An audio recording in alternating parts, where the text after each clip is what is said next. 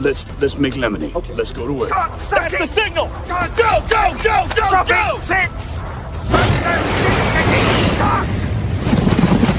It's beautiful.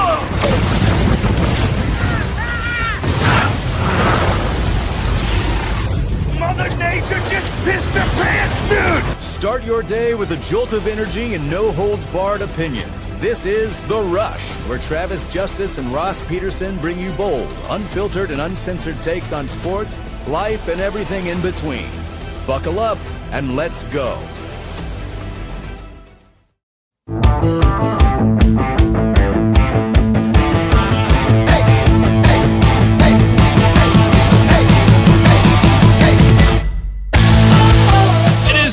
Radio show powered by Willis Automotive at therushradio.com. Good to have you along on a cold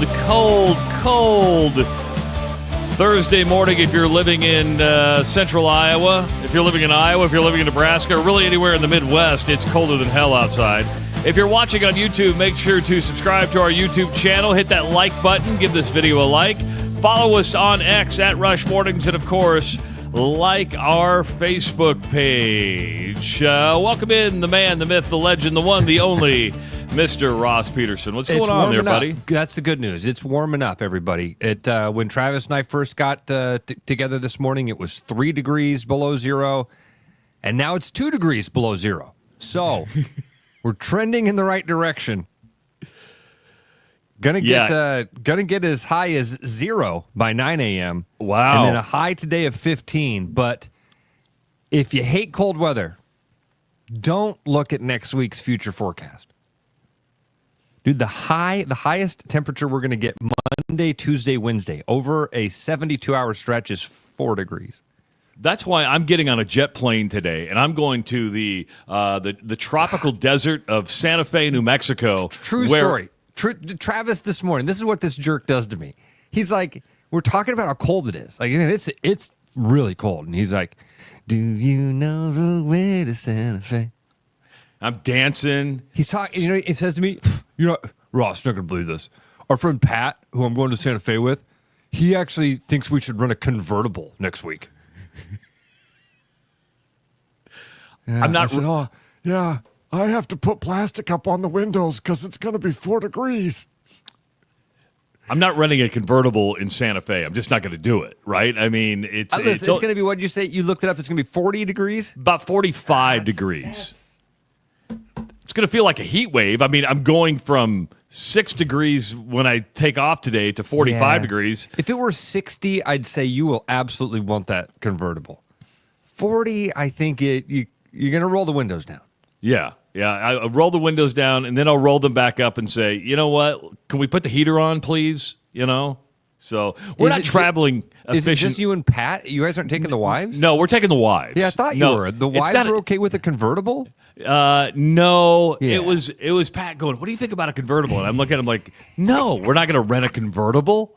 Why would we rent a convertible?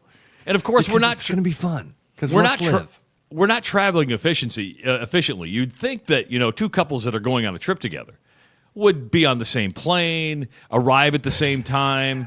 No. I'm flying Southwest. Pat is flying Delta. I'm leaving at 2. He's leaving at 6. But when he leaves, I'll be arriving at the Albuquerque airport. I'm going to drive to Santa Fe, get checked into the hotel, and then I'm going to drive back to Albuquerque to be his Uber driver. And he's I'm completely ignorant. How is that, a 4-hour drive? It's about 45 minutes to an hour. Okay. Not bad. But he's trying to be nice. He's like, I can just get an Uber and go to Santa Fe. I go, we rented a car for 4 days. It's already paid for. I'm going to prepay for the tank of gas. Why would you get an Uber? That makes zero sense to me. I know he's trying to be nice. He's trying to be efficient. Yeah. But it's one of those things where I just wish we were on the same flight. But because he is a points guy, he's got to have the points. Yeah. Because he flies Delta. And I'm like, well, we could just all go together and be efficient. But no, he's got to fly Delta. I'm flying Southwest. And it really comes down to the point system because I have a Southwest Chase credit card, right? So so you're doing the same thing. But that's the only credit card I have. So I would have put it on there anyway. I don't have points stacked up. There are some people who live by the point system. Brooks Reynolds, good friend of the show, lives by the point system, whether it's on the hotels or I know Brooks is a United guy. Pat is a Delta guy. I don't have a Delta credit card. Like when I go to Europe, I just get the best price ticket, right? So if Delta's cheapest, I'm going to go with Delta. If United's cheapest, I'm going to go with United. And it's usually just United or Delta that I'm going to Europe on. I believe in March when I go to Europe for a couple weeks, I'm flying United over because that was the cheapest ticket I could find. But I don't stack up points for like hotels and planes like that. Trav, I'll start with this. Some of the smartest people that I know and most successful people I know do the points. They're always conscious of that stuff. You know what I mean? I don't, man. I've never had a credit card.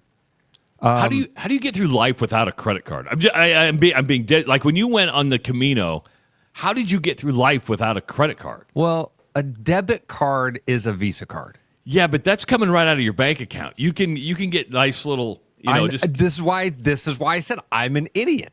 I'm so dumb because when I was a kid, they told us I listened to Tom Coates. You know who Tom Coates was, the guy from Consumer Credit of Des Moines? Yes. I loved Tom. I got to know Tom doing Jan's show. Really, really smart guy.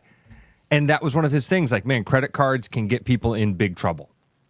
And so I took that to heart. I never, ever, ever got a credit card. There's a bad thing that comes with that. Not only do I lose out on all the perks and bonuses and benefits that come with that stuff, I have no credit. Like when I went to buy, the first thing I went to go buy as an adult where I needed a loan. And I'm 28 years old.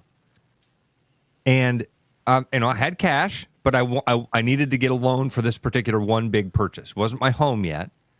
And I went in and they're like, you have worse than bad credit. I'm like, what? I'm like, yeah. You don't have bad credit. You have no credit. So this is why I say I'm stupid about all this stuff. My buddy Frank, see right there. I love the point system. He's in the chat. All of my friends that are smart, they do this stuff. My buddies that I go to Vegas with, like this is why I say when I joke about how I never really pay for things in Vegas, I never pay for stuff in Vegas. The points are paying for the stuff. The points have paid for everything. It's my buddies' gambling has paid for everything that I'm doing there. When I went to Europe with Pat, I signed up on the Delta flight, never even thought about like, oh, these are a lot of miles, and I could start to build something here. Maybe if I fly Delta when I go out. Do you do like I have the Casey's app, right? Yes. So when I go to Casey's, I'm inputting my phone number every time I fill up with gas, and I'm accumulating those points. Like right now on Casey's, I have 50 cents off per gallon, or I have like $10 built up. And I know that's not very much, but it's still something, you know, that I'm able to use. Yeah, dude, I have I have Casey's. But Quickstar is the one. I've become a Quickstar disciple. Yes. Well, I don't have Quickstar in Omaha, right? Oh. I wish that they're working west. I'm crossing my fingers. Yeah. I used to be a come and go guy, but the come and go that I went to all the time was crap. Yeah. And because, they want you to fill up at the pump, their printer never worked ever. And I need the receipt for my car. And so the value of paying at the pump is, well, I don't ever have to go into the store. And I started thinking, well, you just want me to go into your store. And every time I'd go in and go, hey, your printer's not working. And after about the 10th time in a row, I'm like, if you're never going to fix your printers, I'm not coming here anymore. Right. And so I abandoned come and go. I was like, yeah, I'm done with you. Then I switched to Casey's, and I couldn't be happier with Casey's. Wait till Quickstar shows up. So Quickstar, here's how the point system works at Quickstar. Every 15 visits, you get to like cash them in for something. You know what I mean? Do you get to, or you have to? No, you get to. Okay. Or you can never cash them in and just accumulate your visits. And right now I'm close to 300 visits. Ooh. I think at some point I can just walk in and say, I'll just take the store. do you know when is the right time to cash points in? Because I'm sitting there with like $10 at Casey's. I'm like, well, then I'll go in and say, hey, can I buy some Zen or can I buy some Velo, right? Yeah. And they're like, well, you can't use it on nicotine products. Well, then what's the point here? Because I'm not eating sugar anymore. I'm not eating, pizza anymore. What can I cash it in on? Here's a point system I take advantage of. Oh, the wooden nickels Oh, I can't get it on the camera. at Central City Liquors. Yeah, those. There. Is it spend $20 or $25 and get a wooden nickel? 20, 25. 20. No, it's 25. It's 20. No, it's not. Those are so good. It's 25. Do you know what your credit score is right now? Man, I haven't checked in a while. It's obviously, better than it was. And I've gone through some things so it's had some big improvements. Let's just say that. Are you in the 700s at least? Right now, I would say that I'm north of that. Okay. Yeah. That's good. If not, there's some things that are lingering that are hanging that will go away. Damn it! I thought the divorce would make this go away. I'm at 805 right now, so I feel pretty good. Nice. Yeah. So, but it used to be that's like a game too. It used to be if like 800 was like excellent. And now they've like moved it to like 850. I'm like, how come you guys keep adding points to the credit score? I used to be in like the excellent. Now I'm just like in the very good. I'm like, it took me forever to get to 800, and now you're moving the goalpost on me, man. Yeah, so I do have a lot of points on my Southwest card, but the only time I cash those in is when I gotta fly the kids home. So when Mary needs, you're asking when I cash them in, dude. That's another thing I'm super lazy on. When do I cash in my points? Well, when. Like last night, the kids wanted to have Papa John's pizza for lunch yesterday because school was out yesterday. So I'm like, yeah, sure. Pulled up the Papa John's app. I had like $8 in pizza dough, they call it. Right? That's funny. Yeah. Pizza dough. I get the dough reference. Yeah, I'm like, you know what? Let's use our Papa dough or whatever they call it. My Friedrich's coffee right up the street. I do the same thing. I just kind of buy stuff, don't even think about it. Every now and again, I'm buying coffee. And then one day I'm sitting there and I'm like, oh, I have points. And you go, oh, hey, today's drink is free. When do I use the rewards? When I remember. Do you trust yourself with a credit card? Or is it just a matter of principle that you don't want a credit card? Again, I just didn't do it for a long time. I kind of was raised in that thing of if you don't have the money for it, you don't get to have it. And I don't know. I don't know if it's just I've just settled into that now. I've gotten through life this far, like you said. You're like, how did you get this far? It really hasn't nearly been as difficult as you think. Now, I'm probably doing this ass backwards. I don't know. I mentioned that I have the only credit card that I have is the Chase Southwest card. That's not necessarily true. I have a Discover card that I never use, but I use that as an interest-free loan. So I get a 12-month balance transfer. So now people say, well, you got to pay it off. I'm pretty disciplined with that. So if I have like stuff that's building up on a credit card my credit cards never really get above like 3,000 or 4,000, right? Now with the wedding last year is a little more than that.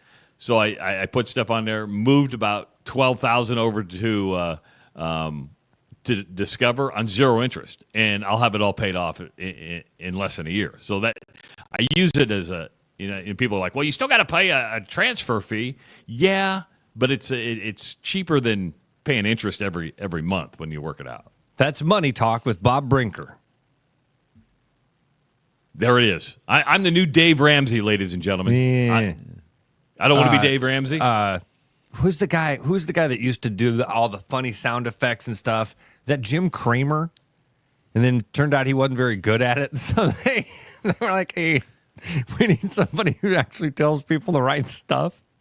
I know for a long time people took money advice from Lenny Dykstra, and that would have been really bad money advice. The athlete stuff is fascinating to me. Do you remember the Drew Brees jewelry story? Well, no. Now, I know Drew Brees. Drew Brees was into Jimmy John's, and now he's into some acai bowl thing. I don't know if you've ever had an acai bowl. It's basically Salad? No, it's a glorified thicker smoothie what they put into a bowl, and they put strawberries, blueberries, and granola on, and they charge you like $16 for. Acai is like a yogurt type thing. No, you're describing? acai is a berry. It's a choke cherry, right? And they grow in Iowa. So basically, it has all these like health. I'm so stupid. I knew acai was a berry. Yeah, because what'd you say it was? A yogurt? First, I'm like, is that a salad? You said an acai bowl, and in my head, I'm like, yeah, that's like when they do the salad with the edamame. And then you're like, no, and then you described it. I'm like, it sounds like you're describing yogurt. No, I'm going to cut you some slack, okay? Don't do that. No, I'm going to cut you some slack because when you get the acai bowl delivered to you, it looks like a fruit salad. I mean, it does look like a salad, but just looks like a fruit salad. But the acai berry, better known as like the choke cherry, which grows in Iowa, it has all these health compounds to it, or they say it does. But by the time they make it into the bowl, it's just full of probably bad crap that's not really good for you, but they make you believe it's good for you. How'd we get into that? Drew Brees, because Drew Brees. He's you doing mentioned the acai bowl. So Drew Brees. So, dude, you don't remember this jewelry story when Drew Brees was in San Diego? A financial advisor, the guy that he trusted, and I don't even want to call this guy a financial advisor. The dude that he trusted in San Diego with his financial advice told him to buy jewelry as an investment. Like gold, silver, and diamonds and stuff like that? Bunch of jewelry, yep. Gold, silver, and diamonds, I think is what it was specifically. And then later on in life, Drew Brees went to basically cash those things in and found out he'd been... Worthless? Not worthless, but not worth at all. A huge depreciation. Let me see if I can find some of the details of that. I mean, how many times when we worked at the old place did you hear, invest in gold, invest in gold? I mean, Costco is selling gold bars, and they can't even keep them in stock because people are buying gold bars at Costco now. Yeah. And I wouldn't even know how to pay, here's my gold. Who wants to buy my gold? Well, yeah. To me, this is a little bit like Bitcoin. In when, like, my friends that got into Bitcoin I had an uncle that was a real early adopter to Bitcoin and tried to tell my brother and I we'd be bajillionaires if we'd listened to my uncle. And he tried to tell us, do this thing. And then I was always like, well, what's it worth? Like, well, right now it's worth blank, but someday it's going to be worth this many dollars. Well, if I'm just going to have to convert it back to dollars anyway, again, too stupid to understand that there was an investment thing that was happening there that was going to take off. Do you own Bitcoin now? Any Bitcoin whatsoever? I sold it all going into the divorce. I basically consolidated it. You know what I mean? Put everything into one pot so that it was easy to figure out. So, I don't have anything. I think you're the one who convinced me to get on like Coinbase. Yeah, and I own like fractions of Bitcoin. I haven't checked that account. Lucky dog. Yeah, I think I got fractions of Bitcoin when it was like at 40,000 a Bitcoin. I don't even know what it is now. You've almost doubled your money, unless it's crashed since then, and then maybe you have half your money, but maybe you have exactly the same amount of money, and maybe it's tripled. I don't know. You should look at it. Drew Brees won a $6.1 million judgment against C.J. Charles Jewelers after claiming the owner,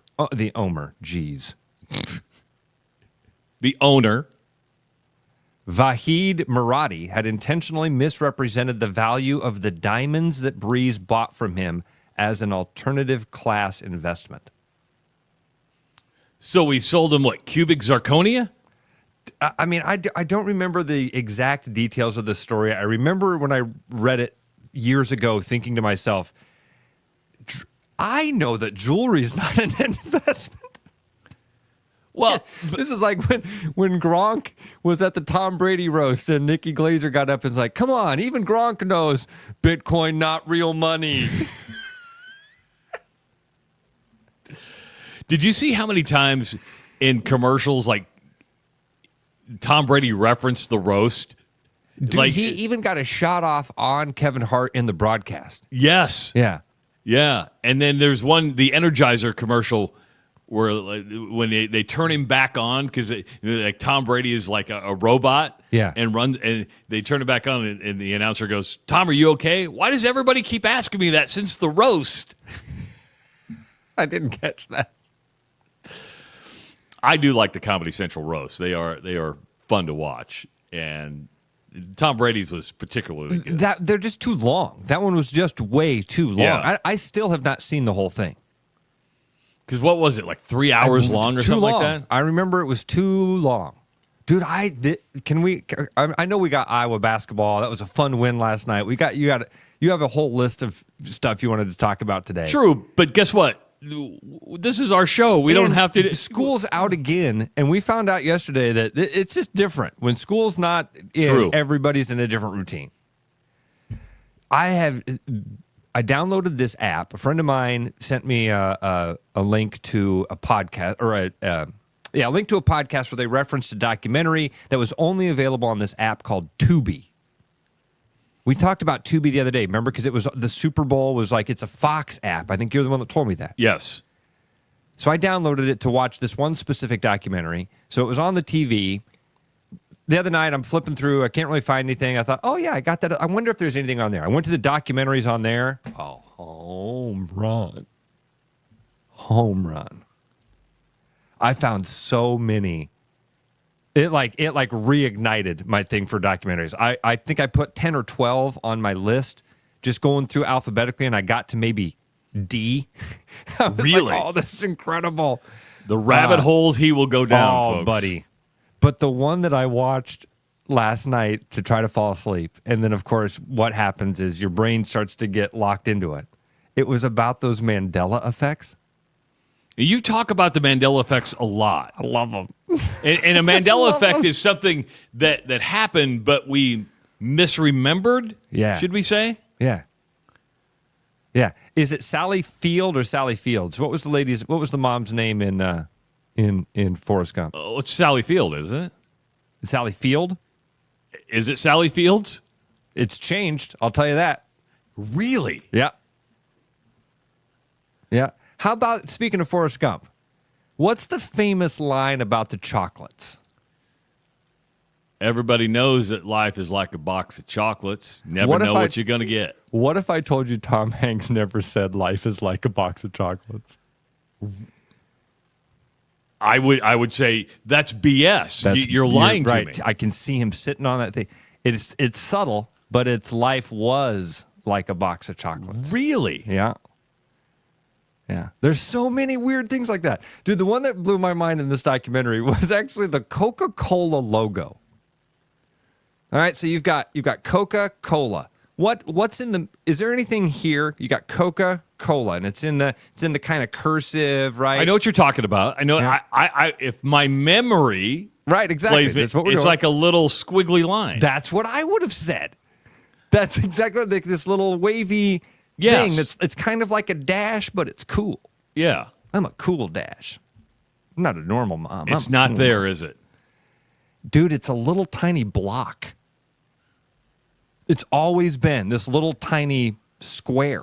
Then why do we think it's a squiggly line? Why? Because you and I don't thought know. the same thing. You tell me. Because this documentary says it's all because of the CERN high velocity particle collider, and it's creating separate timelines. We're living in different dimensions? Yeah. Yeah. This is a crazy one. This one's another one. Mr. Rogers. It's Beautiful day in the neighborhood. A beautiful day in the neighborhood. he Would you never be mine? said it's a beautiful day in the neighborhood. Shut up. He says it's Shut up. Dude, this again, you hear this stuff and you're like, yes, he did. He said it's a beautiful day in this neighborhood, which doesn't even roll off the tongue. It's almost hard. You have to force yourself to say this neighborhood. Sing it out loud. It's a beautiful day in this neighborhood. Right. Doesn't sound right at all, does it? It's kind of like, you remember in Love Actually when they add the extra syllable to Christmas? Yeah, you say it's a beautiful day in this neighborhood. it changes the dynamic of the song for me. That's weird. And you only got halfway through this thing? I fell asleep watching it because they started to get into a lot of them that I was kind of familiar with, I guess. I don't even remember, and I just kind of faded. And that's free on Tubi. Yeah. And I found literally a dozen documentaries that I was like, oh, I got to watch this one. There was one I'd seen before, but I want to go back and watch it again. Remember the name Mitch Mustaine? We'll get into sports here. Yes. Yeah, absolutely. Number 1 quarterback in the country. Yes. He was he at Arkansas to start with? I was thinking Ole Miss. Was it Arkansas? It was an SEC school, and as freshman year, he started 8-0. I think it was Arkansas, and I believe now. Help me with my Mandela effect. Yeah, I believe it was. My Mandela effect says Mitch Mustaine went to Arkansas to start and played under offensive coordinator Gus Malzahn. Okay. That's what I'm remembering. Am I missing? Right. You are right. Arkansas, 2006. Okay. And then transferred to USC, where he finished his college career. Okay.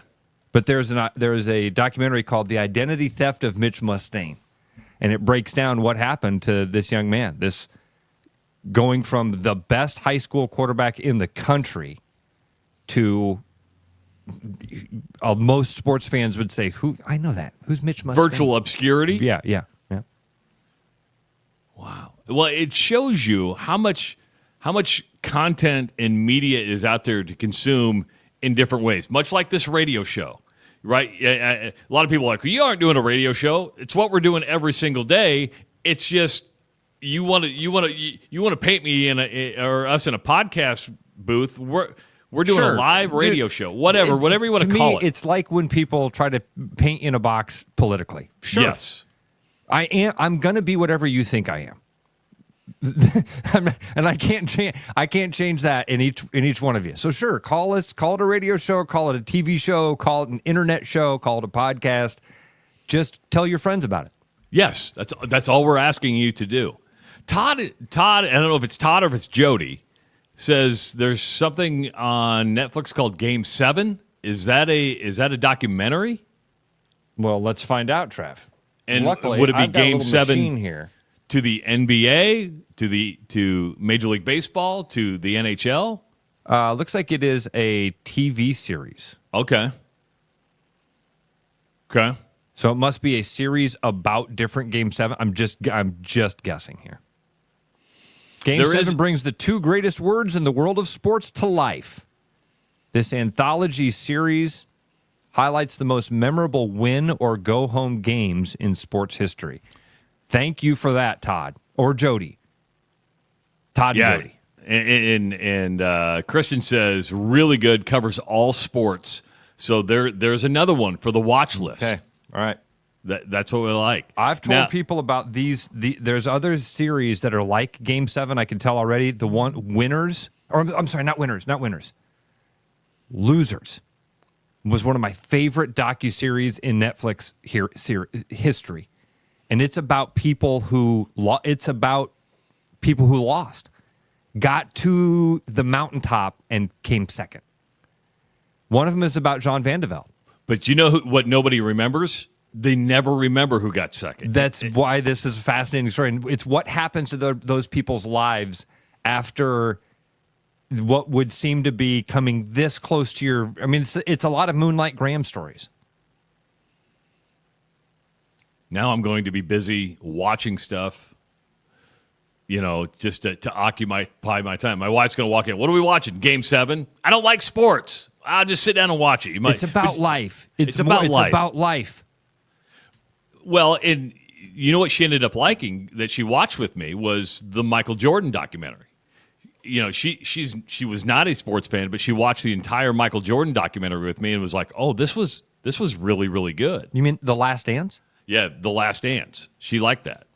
515-517-2303. That is the number to call if you want to participate in the show. We're here till 8 o'clock today. What's coming up today, we're going to be talking about the Iowa win last night at Rutgers. Good win for the Hawkeyes. Drake also got a win. Justin Miller going to be joining us just after 7 o'clock. And it is Thursday. That means Bruno stops by. And he's going to hop on and talk about all the stuff going on at El Bait Shop and High Life Lounge that is in downtown Des Moines. You got the Shiver on the River this weekend. Lots of opportunities to get out there and enjoy everything that's going on. It is the Rush Radio Show at therushladio.com. Hi, I'm Sean McFarland, Service Manager at Mini of Des Moines. Valentine's Day is right around the corner, and if you're looking for the perfect gift for your Mini, give us a call and get your vehicle in for its scheduled maintenance or any repairs that you've put off until now. There's no better way to make your Mini feel the love that you have for it. Please give us a call or visit us online at miniofdesmoines.com.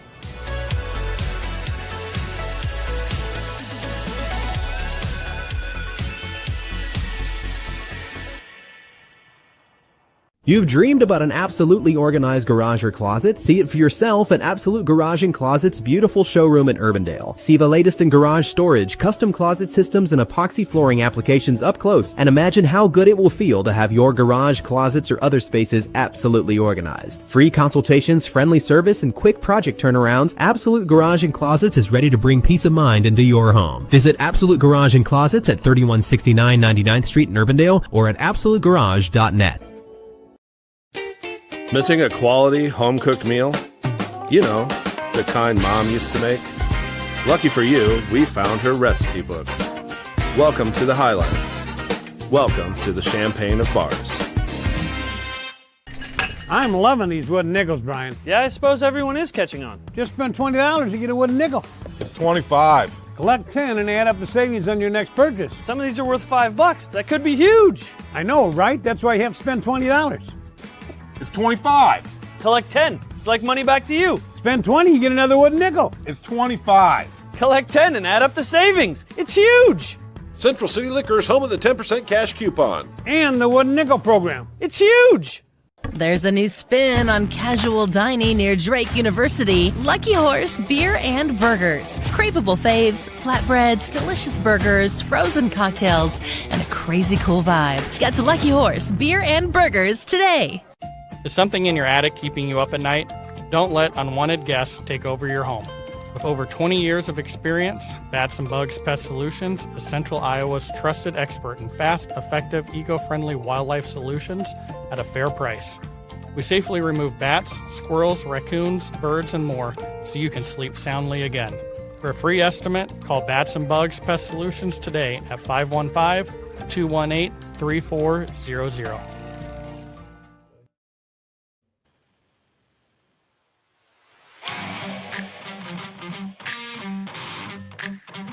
Welcome back to the Rush Radio Show at therushladio.com. Listen all day long at therushladio.com. Just click that Listen Live link.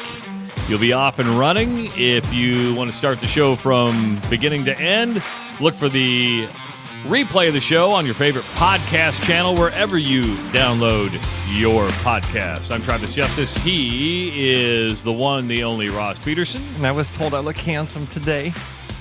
Well, did Courtney tell you that? Well, yeah, why? Well, because it doesn't count when it comes from your girlfriend or your wife. I know she's not your wife yet, but I don't think that counts because they're supposed to tell you look good. Well, you think she's just saying it to make me feel good? Yes, 100%. 100%. But you do look good today. Oh, but it's like I can count that one because you're not my wife or girlfriend. Okay. Well, you kind of are my work wife. Oh. So it doesn't count again. Are you doing anything special for Valentine's Day? Do you fall into the Hallmark holiday way of thinking? Are we doing something? Okay, you threw a couple questions. Are we doing something fun for Valentine's Day? I mean, we're going to get together, hang out, but we decided we were actually going to wait a couple of weeks to do something, you know what I mean, like go out. Yeah.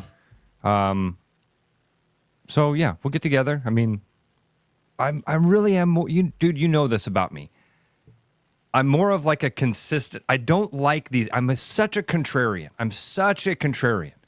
And I don't want to be. I really don't want to be this guy that like Leading up to these holidays, man, I reject them. I'm like, this is stupid. I've been proven that I love this person all year long, 364 days a year. What does this day, why is this day different? I feel that same way about birthdays, Travis. You know this. Birthdays are just not a very big deal in my life. If you're my friend all the time, all the time. And it's not like, oh, today's your day to be special. No, people are special every day. So anyway, and I know, again, back to the credit card thing. I know I'm wrong, and I can't change it. No, I don't think you're wrong on this. And we don't really do anything for birthdays, Christmas, Valentine's Day. I just happened to be going on a trip over Valentine's Day. It wasn't planned. That was more because it was President's Day weekend. We're like, hey, let's just do an extended weekend. And then we're going to Europe in a couple weeks. So it's like, okay, we'll just celebrate over there. Yeah. 515. To me, that's that's your Valentine. What are you guys doing for Valentine's Day? We're taking 2 trips. We're going to go see the world. Yeah, see the world. You ever been to other continents? We're going to do one of those trips. I was counting I'm not saying this to brag because I know it's going to sound like a Here we go. brag. Buckle up, everybody. Go ahead, Trav. Finish your sentence. This is like when I leave in March for Italy. This will be, since 2009, like my 16th trip to Italy. Is that too much? I mean, I do see this, Travis, as like, man, there are other things to see. You do, but you love Italy. You love this trip. There's something about it that makes you feel like you're at home. Now, I've been to Czechoslovakia. Times we've gone to Czechoslovakia, but we ended up going back to Italy for a little time just because we like it there so much. But you know what? There are people who go, and you know how cheap I go to Italy for. So it's not like I spend a ton of money to go over there. I know the hardest thing about going to Europe, and you went to Spain and Portugal last year. The hardest part about going overseas is just the flight. It takes so damn long. Otherwise, food's fairly cheap. People are great. It's awesome. 515-517-2303. That's the number to call if you want to participate in the show. Iowa on the road last night got its first true road win, first quad one win as it beat Rutgers 84-73. Down 11 in the first half, ended up being down at halftime by 9, and just found a way to get back in it. For all the we've been hard on Fran McCaffrey. We've been hard on this basketball team because it's 14th win of the season. Still not going to make the NCAA tournament unless it pulls off a miracle in the Big Ten tournament. But for all the stuff we've said, and we've said a lot, you have to be impressed that this team has not quit. I mean, it is still playing with a bit of fire. In games like, specifically last night, but Travis, if you want to say that for the season as well, I think that's fine. We'll get to the first quad one wins and kind of, because I want to be, that was a fun game last night to watch that team come back. Dix is hitting big shots. Man, a couple of those threes are just like momentum threes. There was one, Well, it was like a wonder. I think it was the first time either Iowa tied or went up in the second half. See, I was thinking even before that they were down. Like I'm remembering them. Now I'm looking at the box score, so it must have been way earlier in the game. I was thinking it was like 6 minutes left in the game, but this was like 15 minutes left in the game, where they were down 8-9. Rutgers hits a big bucket. Dix comes down right away and hits that three, and that was like. Shut up the crowd. The team got up. You saw everybody react. I was like, oh, here we go. Here we go. Lockdown on defense, get a couple of buckets back on the other side. That was fun. That was, I'm with you that I didn't think of it in that sense last night. I didn't think of it as I'm too cynical. I've given up on this team a little bit. And my reaction to it last night was a little bit more of like, hey, that's a nice win. It's a road win, but it's Rutgers. It's Rutgers. This team sucks. So you tried to justify it in your head. I tried to downplay it instead of just being excited about it. And again, during the game, I'm like, yeah, this is fun.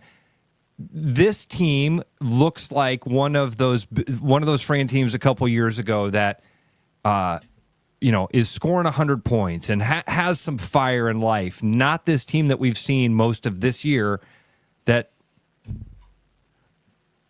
I don't know why I hadn't thought about this. We got to go back a couple of years before Luka. Okay. And we used to talk about how this team didn't have a towel waiver. Right? They didn't have a dude out there that was just, yeah, let's go. Well, I mean, it probably had to be before Connor McCaffrey, right? I think it was even pre-J, we're talking Roy Devin Marble era, maybe. Okay. And I do think that this team, obviously, if you watch Peyton Sanford play, that's a towel waiver. He's the definition of that.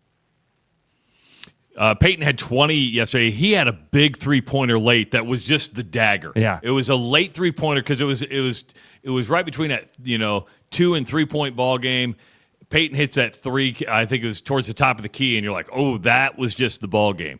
But you talked about Dix hitting big ones, but Ross, especially late in the second half, it was different. Dembele had a streak that was really good, where he got the hoop and the harm, hit some big free throws. They played much better defense in the second half. The 3-point shot was huge. As Rutgers, I would even say they actually played good defense most of the game. I mean, from the opening possession, they got a block. I think Dembele got a block in one of those first couple of possessions. So I felt like because Rutgers can put up points. They're not a good basketball team, but they can score, and the Hawks did a pretty good job defensively that entire game. And Price Sanford, he had 10 points, and again, it was Harding had a good game. Dix and Sanford carried the load, but you had contributions from other guys, which you're watching the sideline demeanor. It would be easy for the criticism this team has taken, their coach has taken, to get down and say, cash it in. This team hasn't done it. I'm not saying, I think it was Robbie Hummel on the broadcast last night, kept talking about, if you're going to make the NCAA tournament, you're going to have to win these games. Well, hold on. Let's back up and punt.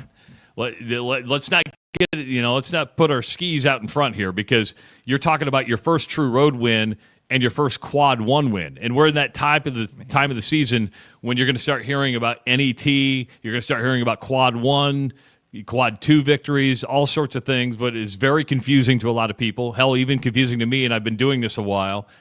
They got a long ways to go before they even want to start thinking about that. We talked about this being a must-win yesterday for a number of reasons psychologically, but also I think Ross winning yesterday, it doesn't guarantee them, but I think I'm going to take them out of that place of maybe not making the Big Ten tournament, right? Because the top 15 are going to make it. Right. We said yesterday they were kind of on the bubble of being on the Big Ten tournament, and I think that this game puts them into 13th.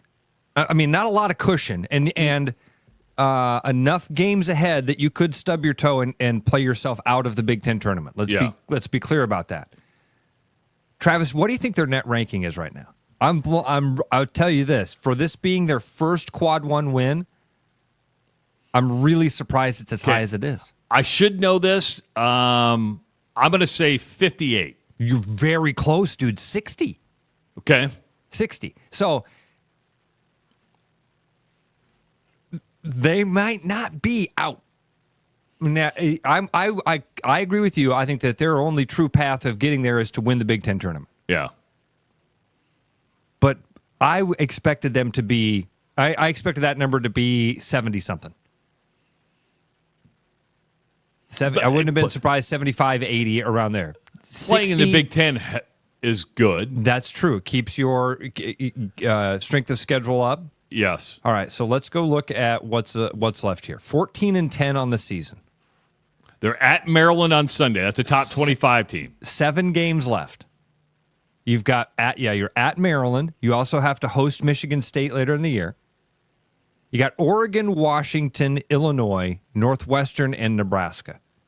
Northwestern and Washington are bad. Oregon's that toss-up. Oregon can be so good. I mean, Oregon was a top 10 team earlier, then kind of goes in the tank. They're well coached by Dana Altman.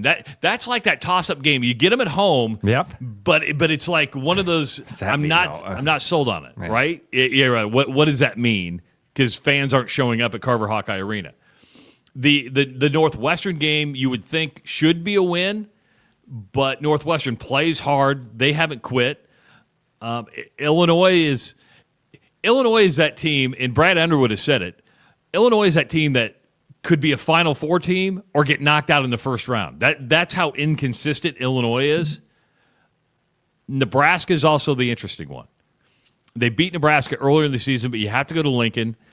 Fred's got that team playing pretty decent right now. So there's a lot of toss-ups in there. I wouldn't say there's any guaranteed wins in it. Washington maybe, but that's about the only guaranteed win I'd put out there. Oregon, that'll be next Wednesday at Carver Hawkeye Arena. 7:30 tip-off. Temperature at tip-off 3 degrees below zero. Ooh. I really am starting to have empathy for these West Coast teams that have to. I mean, the travel that these teams have to do. But dude, come on, you signed up. Well, you took the check. I think the athletic directors took the check. The universities took the check. Yeah, true. I think the coaches, the players, they didn't sign up. None of these kids got recruited into the Big Ten. No, I shouldn't say none of them. 3/4 of them didn't get recruited into the Big Ten. Yeah, we didn't sign up to be traveled across the country all the time. And I bet when you're a kid, again, as a kid that didn't get to travel a lot, and I mean plane travel, we took road trips, and I had a wonderful childhood, but we didn't take a lot of like international trips. I wasn't in a plane until I was a teenager. Think about that if you were a kid.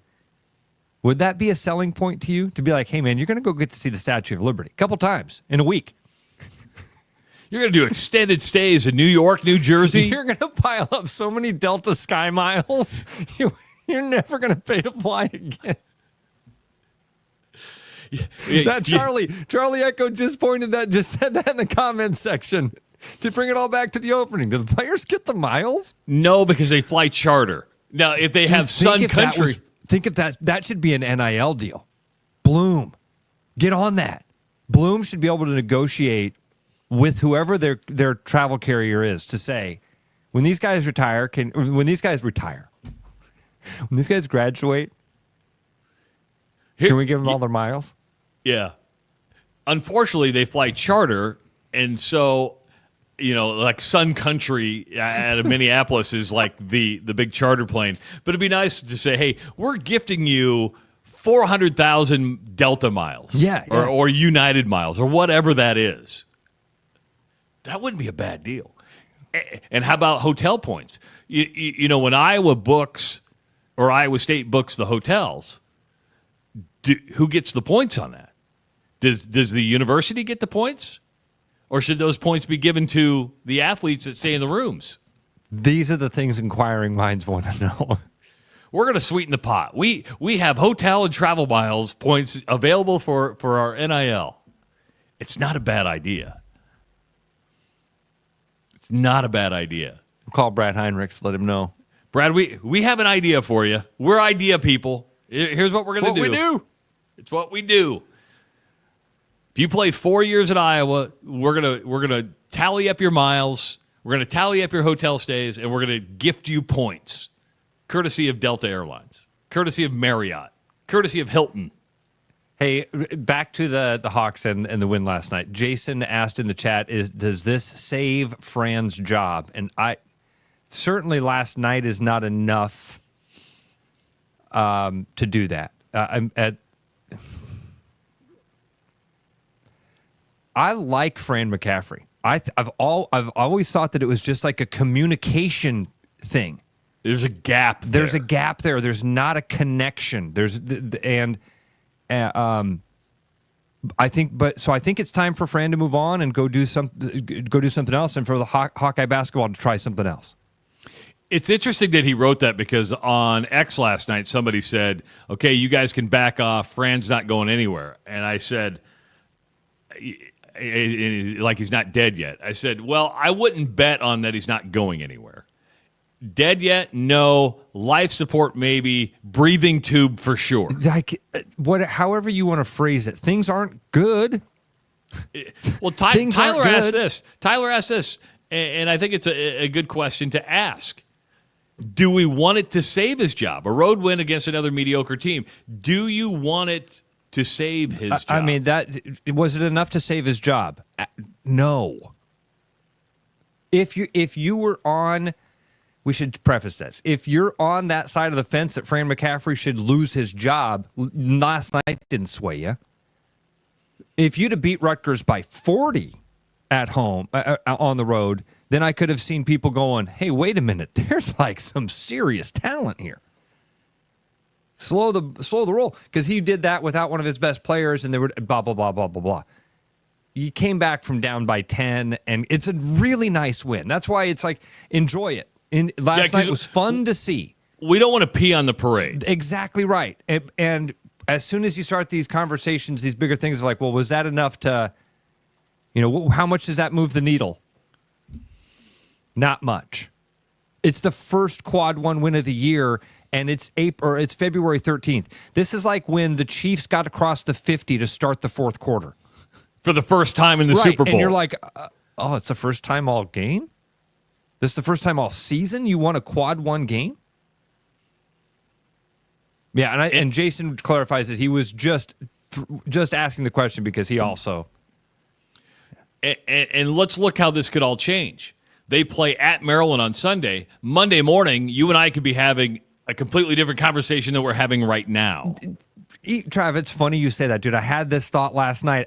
When the game got over, I'm doing all those things I'm always talking about, how you go instantly into that mode of like what you just saw is what you're going to see.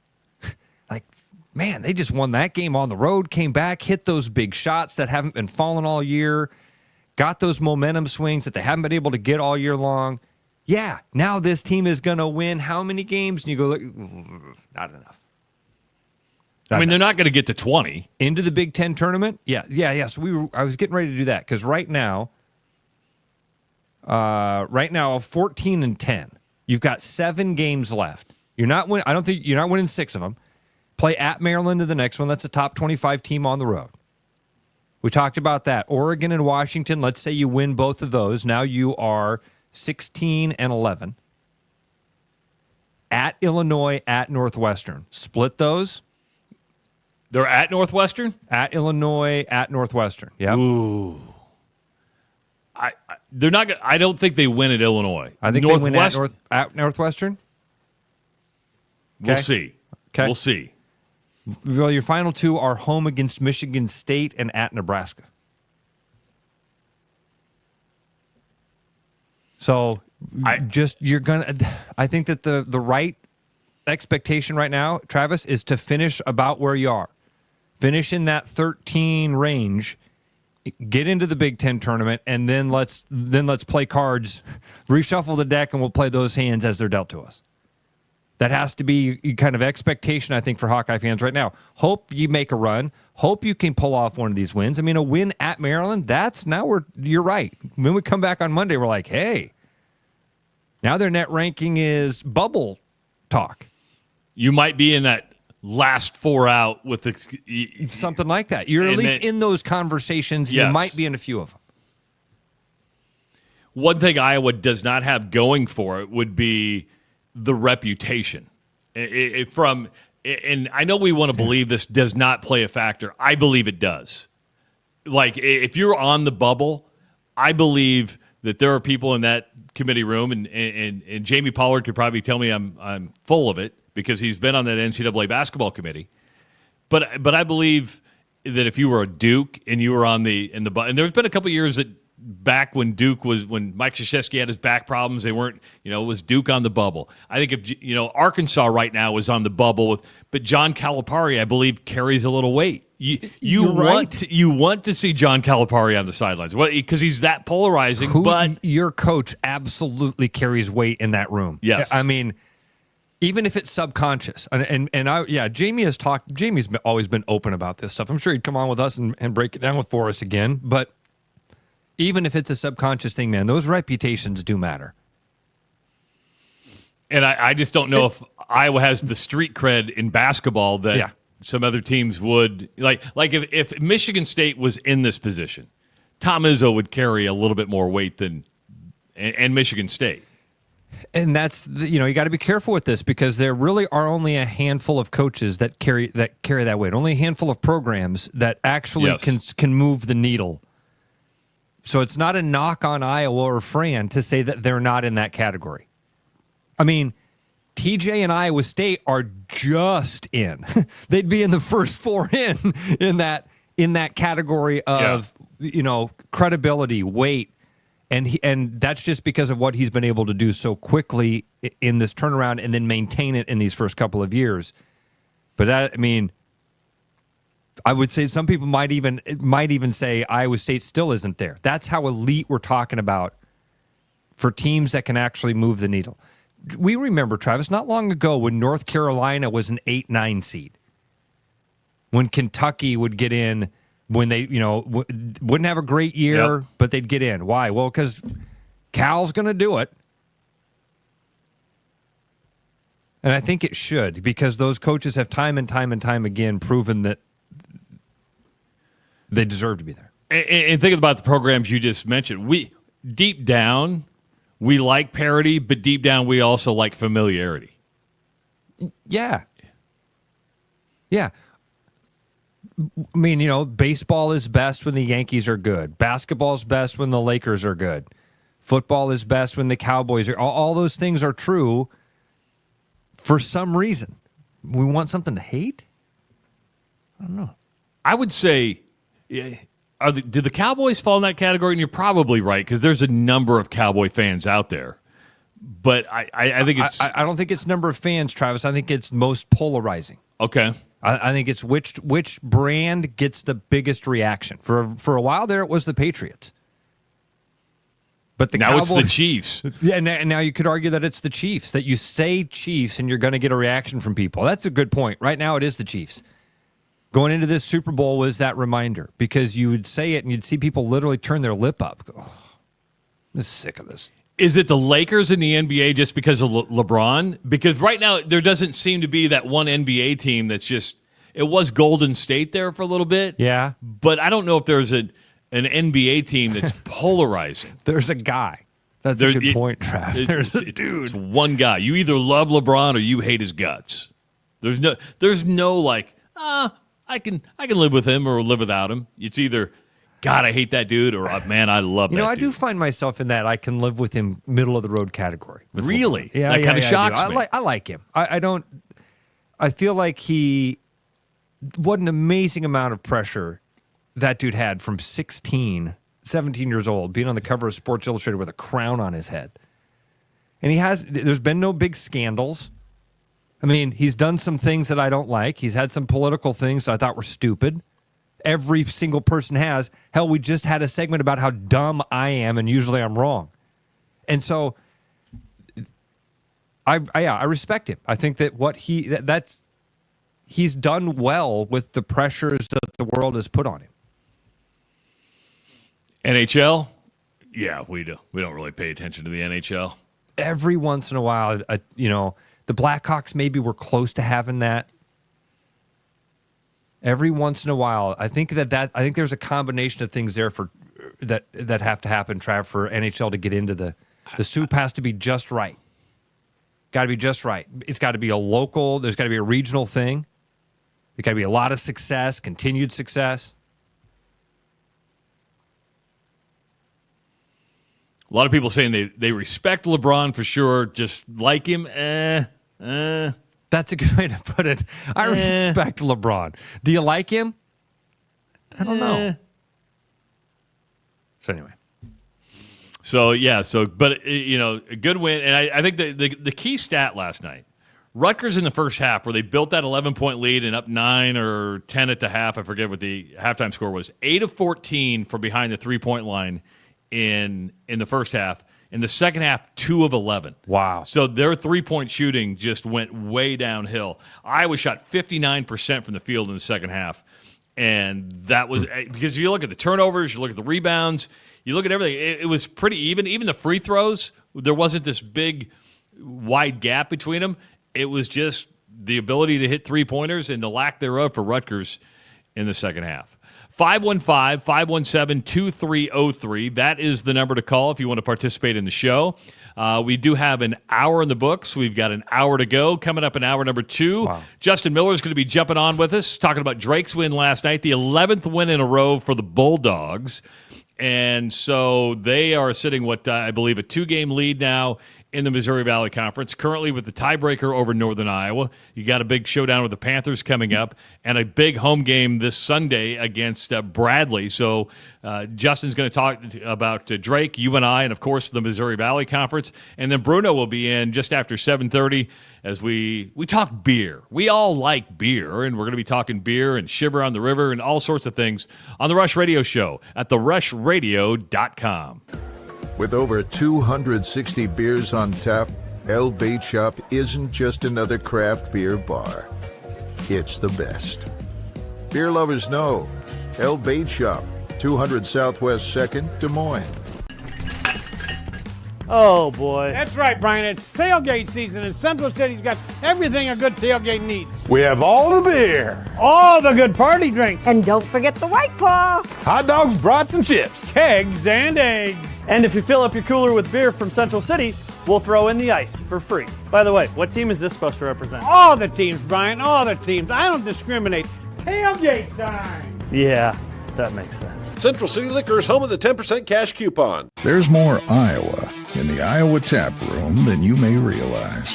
Housed in a building nearly as old as Iowa itself, the Iowa Tap Room greets you with a harvest of 120 Iowa craft beers on tap from all corners of the state.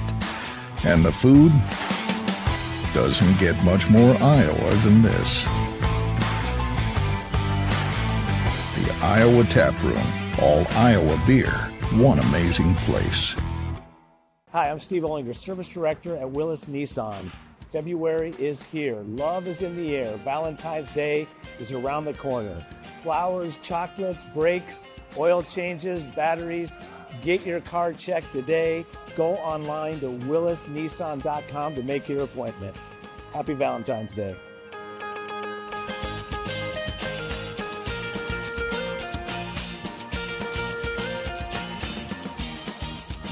Is something in your attic keeping you up at night?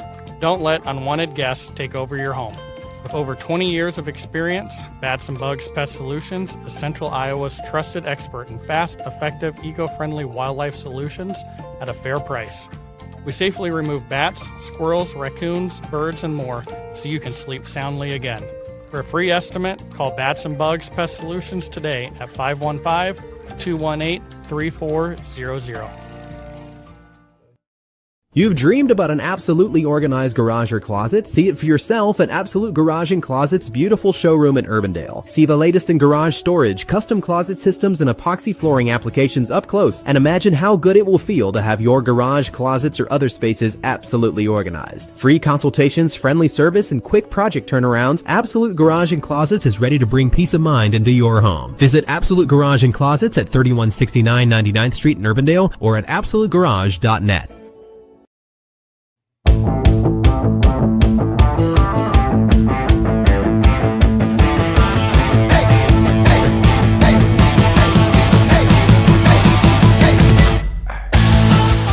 To the Rush Radio Show at therushradio.com. If you're watching on YouTube right now, hit that subscribe button. Give this video a like. Tell your friends about us. You can also follow us on X at Rush Mornings and like our Facebook page. And don't forget, we are always streaming live at therushradio.com. I'm Travis Justice. He is Ross Peterson. Do want to remind you about Bats and Bugs, serving the Des Moines metro area for over 25 years. Bats and Bugs Pest Solutions specializes in removing pests that fly, dig, or crawl into your home or property. They are going to be at the Home and Garden Show this weekend. Stop by and see our buddy Corey, who you heard on the show with us yesterday, because, well, we want to put a squirrel in a phone booth and have people try to catch it. I forgot about that conversation. Did you really? That's a brilliant idea. I went back and listened to it, and I rarely laugh at the stuff we did. I was driving around the car yesterday listening to the replay, and I'm literally laughing at the thought of putting a squirrel in a phone booth with a human being and have them try to catch it. Of course, Rush listeners get 10% off your first service with Bats and Bugs. Call 515-218-3400. That's Bats and Bugs. Drake got a good win last night, Ross. 84-77 over Illinois State. Their 11th win in a row.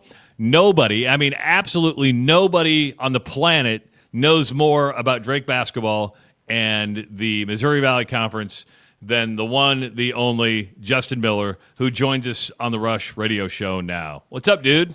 Doing good. Can I ask about the squirrel thing? Sure, go ahead. So what's the story behind the squirrel? Well, in the phone first of all, screw you. Because you should be listening to this show every single day. It's out. There's multiple. There's multiple platforms. What's the button that hangs up on him? It's removed. See, all I have to do is go like this, and he's gone. Yeah. But all he. You have. It's playing live 24/7 at therushradio.com. You can go to YouTube. You can go to Apple. You can go to Spotify. There's no reason whatsoever to miss the conversations that we have. And that's an I know you're not the official producer of this show anymore, but we took you under our wing. We guided you. We're efforting. We're efforting. Yes. You are. And that's on me. Hand up accountability. Yeah, this is on me. Unbelievable. I hear the story. All right, so here's the squirrel story. So we somehow got talking about squirrels getting into places and how you remove, because our buddy Corey from Bats and Bugs, there's very specific ways that you have to get rid of bats. There's very specific ways that you have to catch and release certain animals and whatnot. So we were just wondering about different, and I'm not a fan of squirrels. I think that I called them the Eddie Haskell of the rodent world. And I had friends tell me that they're not necessarily rodents, and I know that you don't understand the Eddie Haskell reference because you're a child as well. But essentially, they get a free pass because they're cute. Right? That's fair. And their tail is the only thing that makes them cute. That's the other mental image I had yesterday, Justin. Think of a squirrel with a non-fuzzy tail. That's gross. Disgusting. It's disgusting. I don't like a paw. You'd go, oh, look at a squirrel. Ugh. Yeah. Instead, But they have they're the fuzzy. fuzzy. Yeah, you go a fuzzy tail. Oh. So anyway, then we were talking about trying to catch a squirrel, and I said it would be a fun game to see if a person could. If you put me in a phone booth with a squirrel, I couldn't catch it. Oh, hell no. Hell no. Like, no chance. Do raccoons get that same pass because they have a fuzzy tail? But you could catch a coon. Yeah, and raccoons, they have the little bandit eyes mask, you know what I mean, that makes them cute too. Okay. Yeah, but they're trash pandas. Oh yeah. But yeah, I had a coonskin cap growing up. Like, I'd go up to Waldrug in South Dakota, and I'd get myself a coon. I'd be Davy Crockett. I'd be wearing the coonskin cap, going, look at me. It's a way to stay warm. Long winters. Okay. All you got to, entertain yourself is the hoop and stick. Something came to Ross's mind. I'm getting a little worried here. I'm getting a little worried here. I see my brain go. No, it wasn't your brain. It was like, okay. All right. Okay. So, sorry, Justin. We'll get to Drake.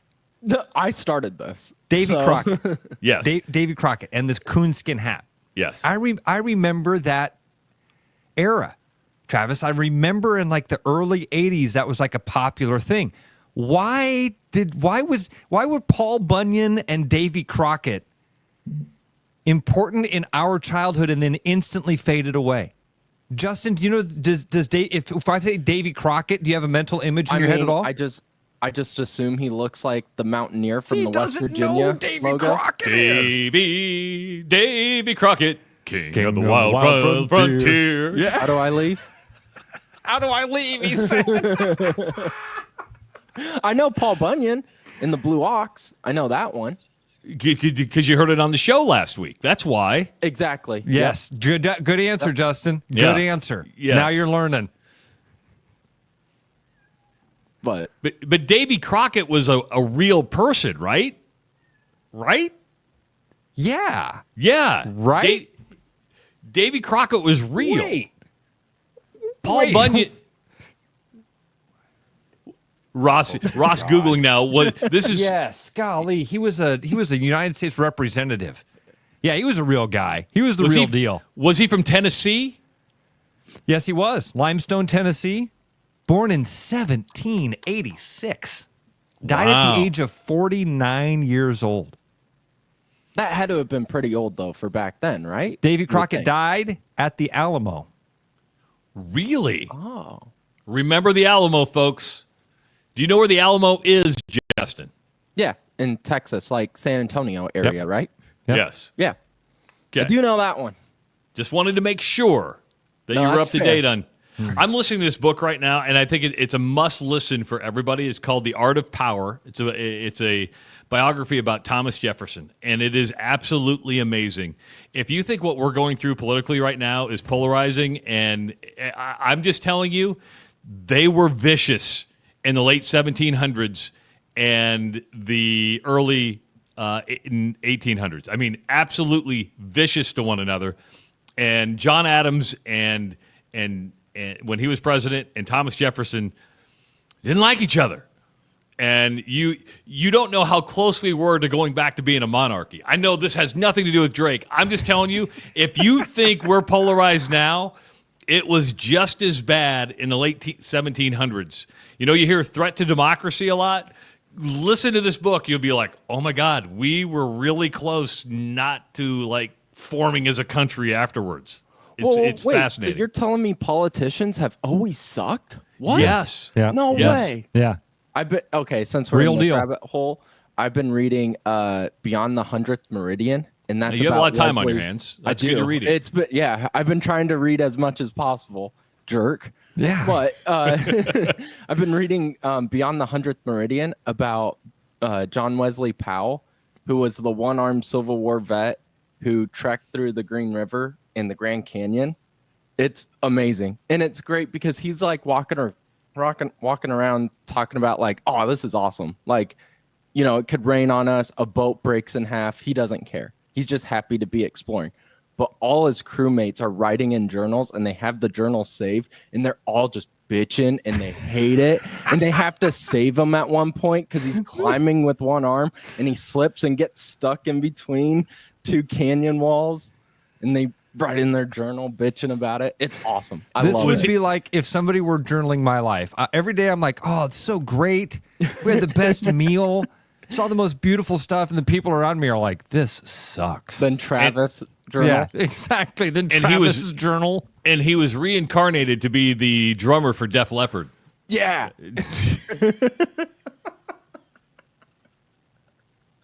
I haven't gotten to that part. Don't spoil it. Sorry. You were here to talk about the Drake Bulldogs. 11 in a row. 11 in a row.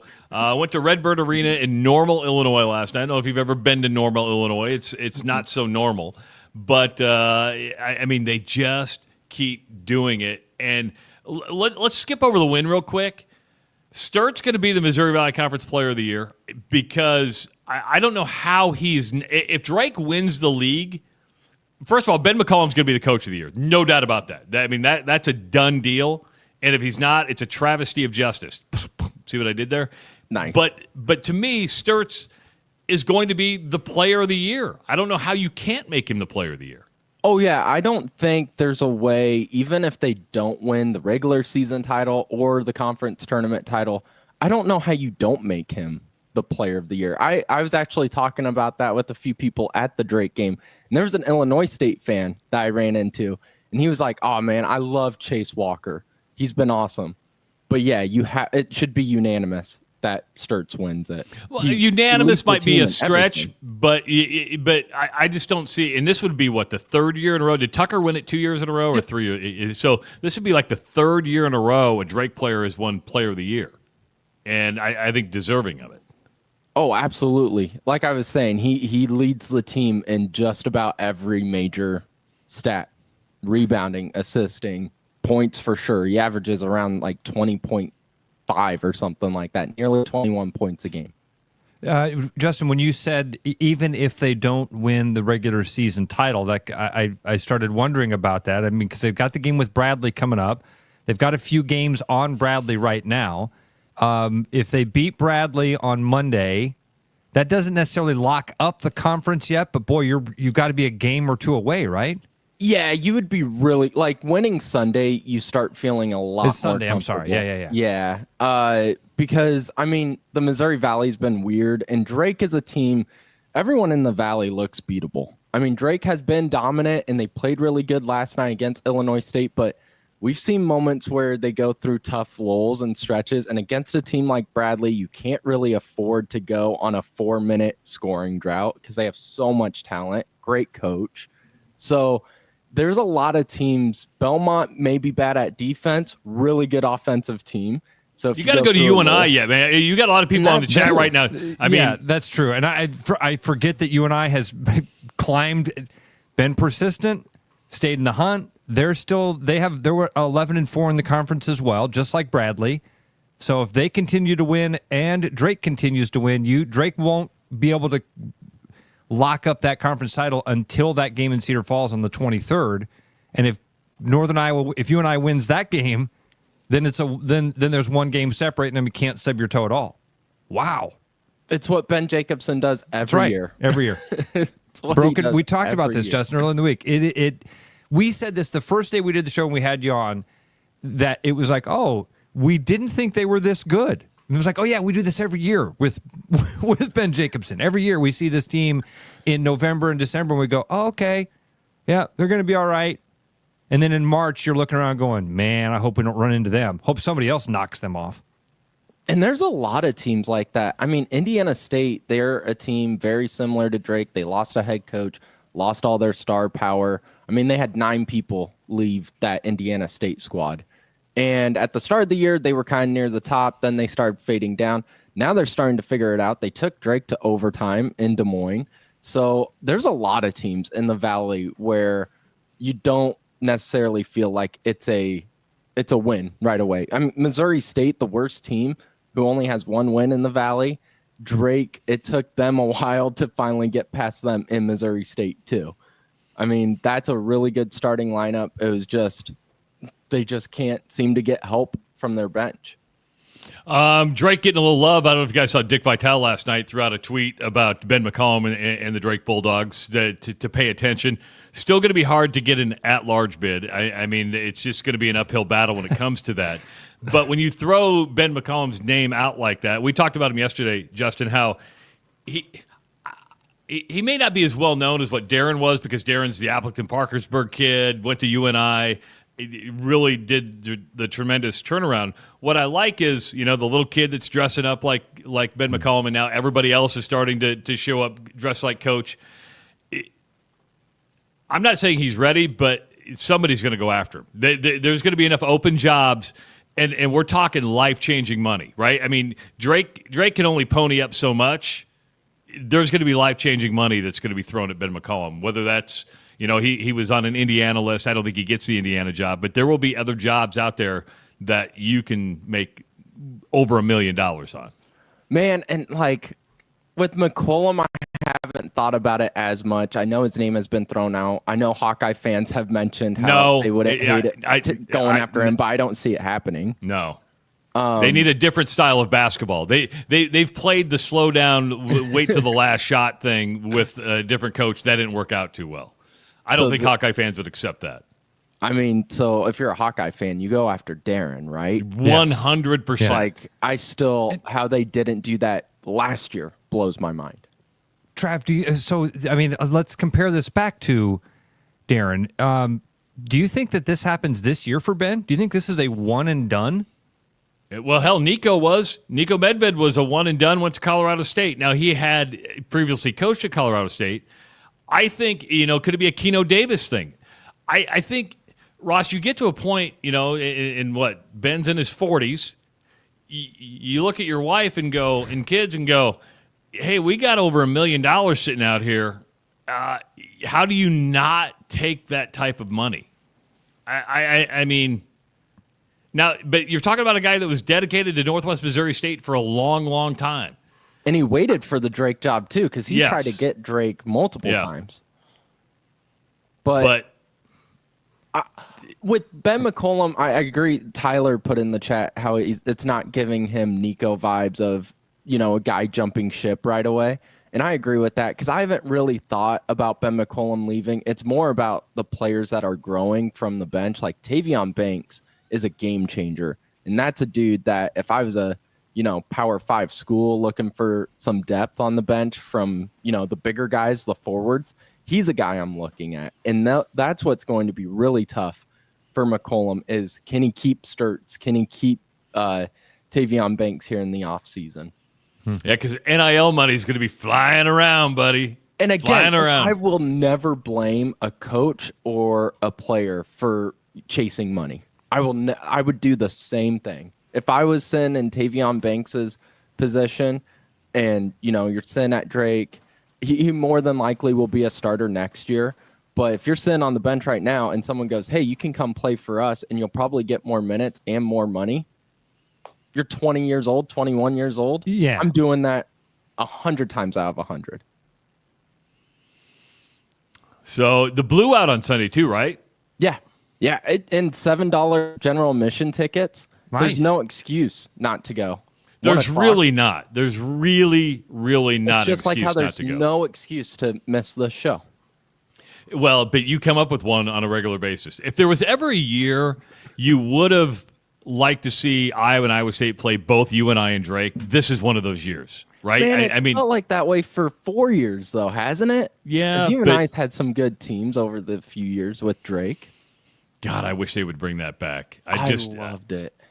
Even if they did it in Des Moines like they used to, just come to Wells Fargo Arena, play the games, and it'd just be so much better for the state. But all right, Justin, so you've got the Sunday game, and then you want to join us on Monday? We can talk about what stands, because who do they have next week? UIC, which they need to pay back. They lost to UIC earlier, and then the next game is the game in Cedar Falls on the 23rd. I've never been to the McLeod Center. It's okay. Or arena. Yeah, that's kind of what I've heard from most people. But when I was talking with DJ Wilkins, he was saying how you go into that as a player and like it's just nonstop. Like the environment, the student section, it is nonstop. I think that's like most basketball arenas. If you go when it's packed and the crowd's into it, it's a great arena. If you go in and it's not packed and it's kind of half-assed, you're like, oh, okay, a lot of empty seats. I mean, my favorite basketball arena that I've ever watched a game in, besides Fog Allen, is the Roundhouse down at Wichita State. When they were really, really good, that was the most incredible basketball atmosphere I've ever been part of. But you wouldn't know that because it's Wichita State. But you're so close to the court. It's a roundhouse. But fans make an environment, and that's why Drake fans can make a huge environment. And you don't even have to be a Drake fan. Just go watch a good basketball team on Sunday. You might become a fan when you leave, but that's something I always liked as a kid too. You saw Hawkeye fans walking around, Iowa State fans walking around the Knapp Center. Like it is just everyone come and show up and support this local team.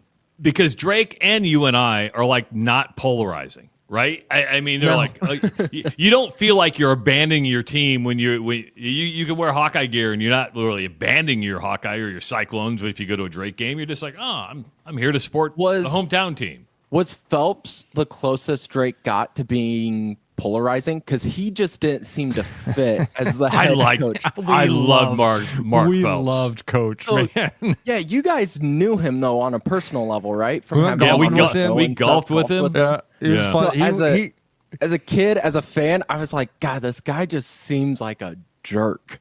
But I didn't know him personally. Listen, Justin, that some coaches are that way, dude. They're MFers. They are guys that when the doors close, their favorite word is F word, right? And then there are coaches that act like CEOs all the time, and that feels fake and phony.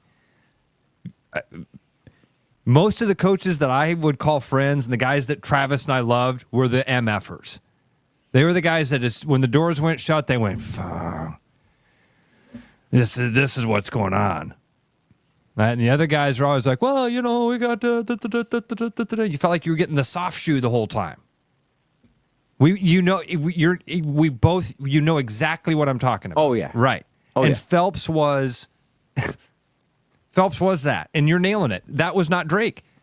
Drake wanted the CEO, and and everybody there felt that way. Like, man, this guy just doesn't represent what we want it to be. I think, like, from my few interactions with Darren DeVries, he was very much the CEO guy, but I could see him behind the doors being absolutely. Oh yeah, there you go. That's why, that's why Darren. That's why Darren has the friends and group that he does, because the people that know him go, yeah. Well, there's a real dude there. And I love Darren, I do, but I always got frustrated when he came on the radio with us because I'm like, you're not being yourself. I know you. I know you. And Travis, you see that. You see that with Coach when he's on TV, and you feel it. You go, come on, man, cut loose. Yes, cut loose with me. But he's in that thing of, okay, I got to play CEO.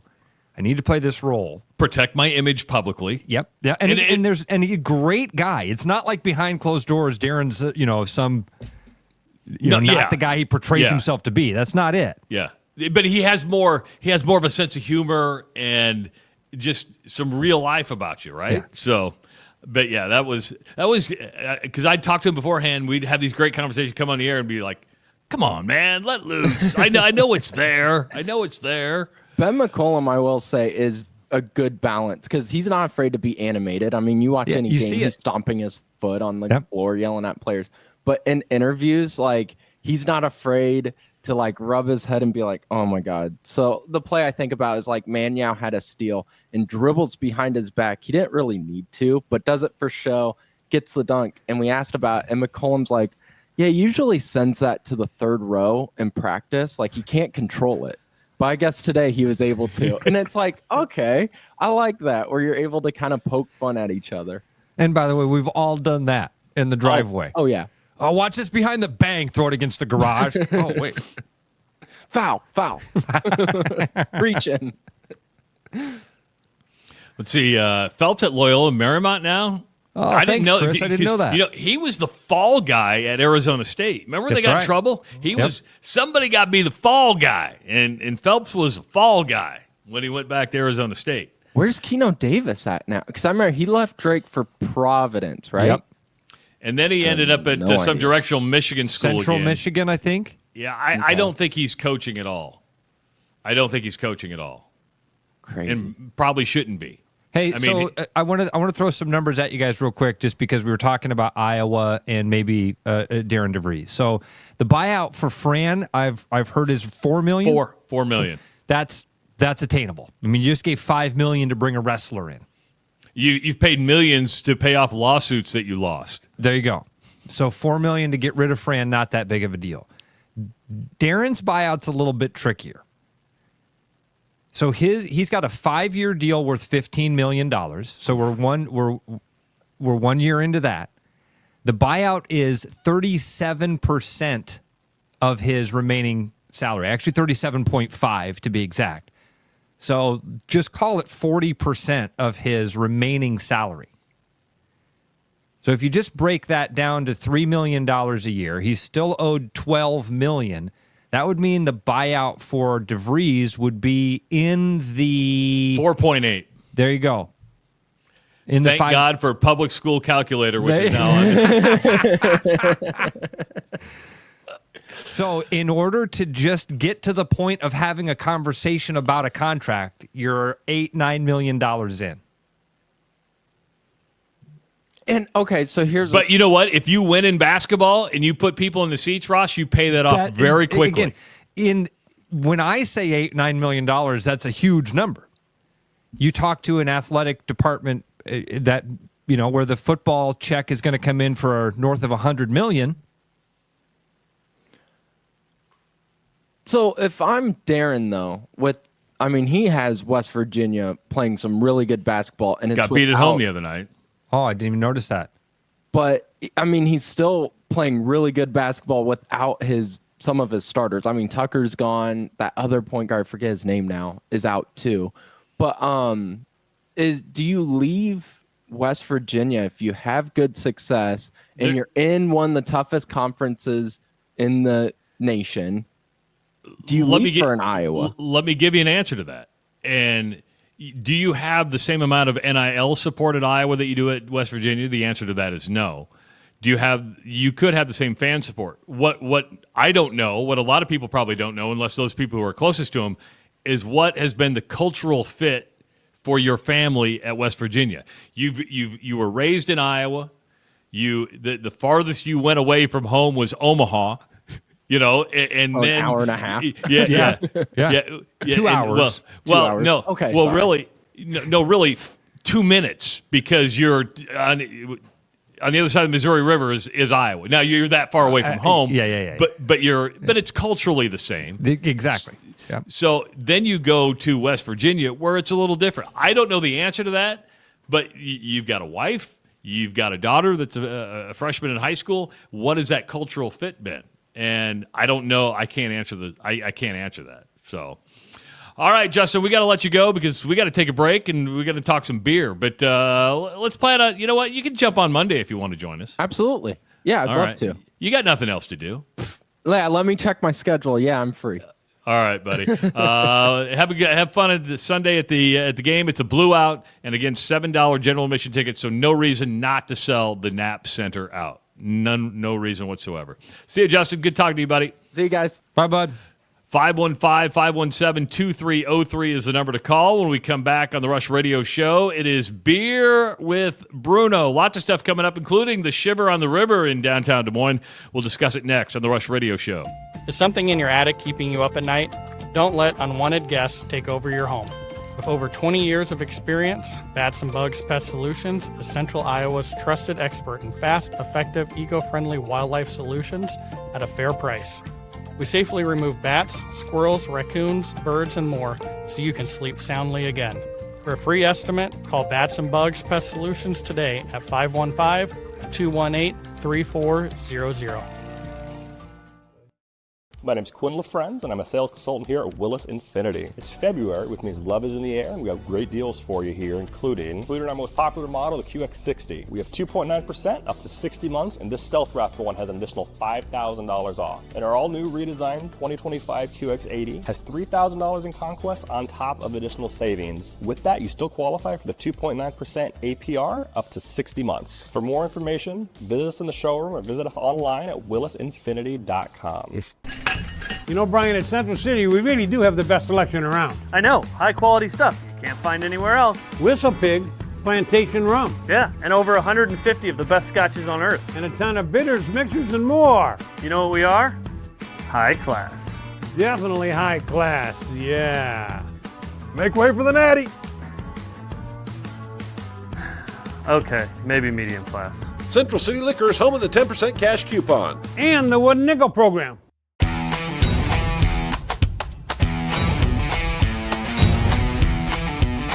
The largest selection of German beer in the world?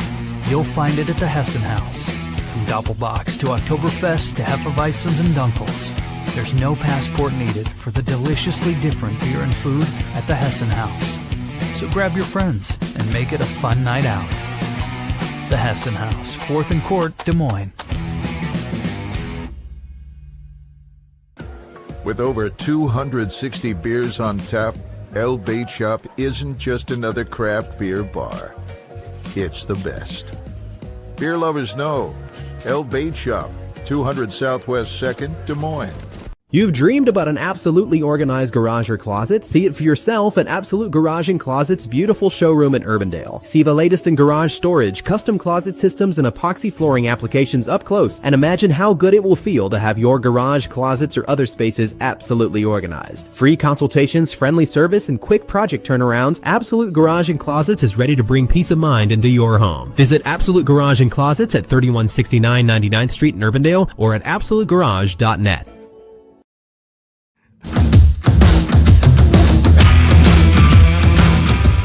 It is the Rush Radio Show powered by Willis Automotive. Listen all day long to the Rush Radio Show at therushradio.com. Click that Listen Live button, and you'll be able to pick the show up in progress. If you want to start from the very beginning, just download it on your favorite podcast app. I'm Travis Justice. He's Ross Peterson. What are you doing there, buddy? Dude, I just got one of the weirdest messages. I got to look more into this. Okay, I guess it's real. What's that? Before we bring Bruno in. All right, sorry, I'll make this quick. My sister sent me a message. She's watching she had some surgery. She's doing great, but she's watching from the hospital show today. She also said I look great. You do. You look fabulous. But that doesn't count because she's my sister. She says, squirrel story.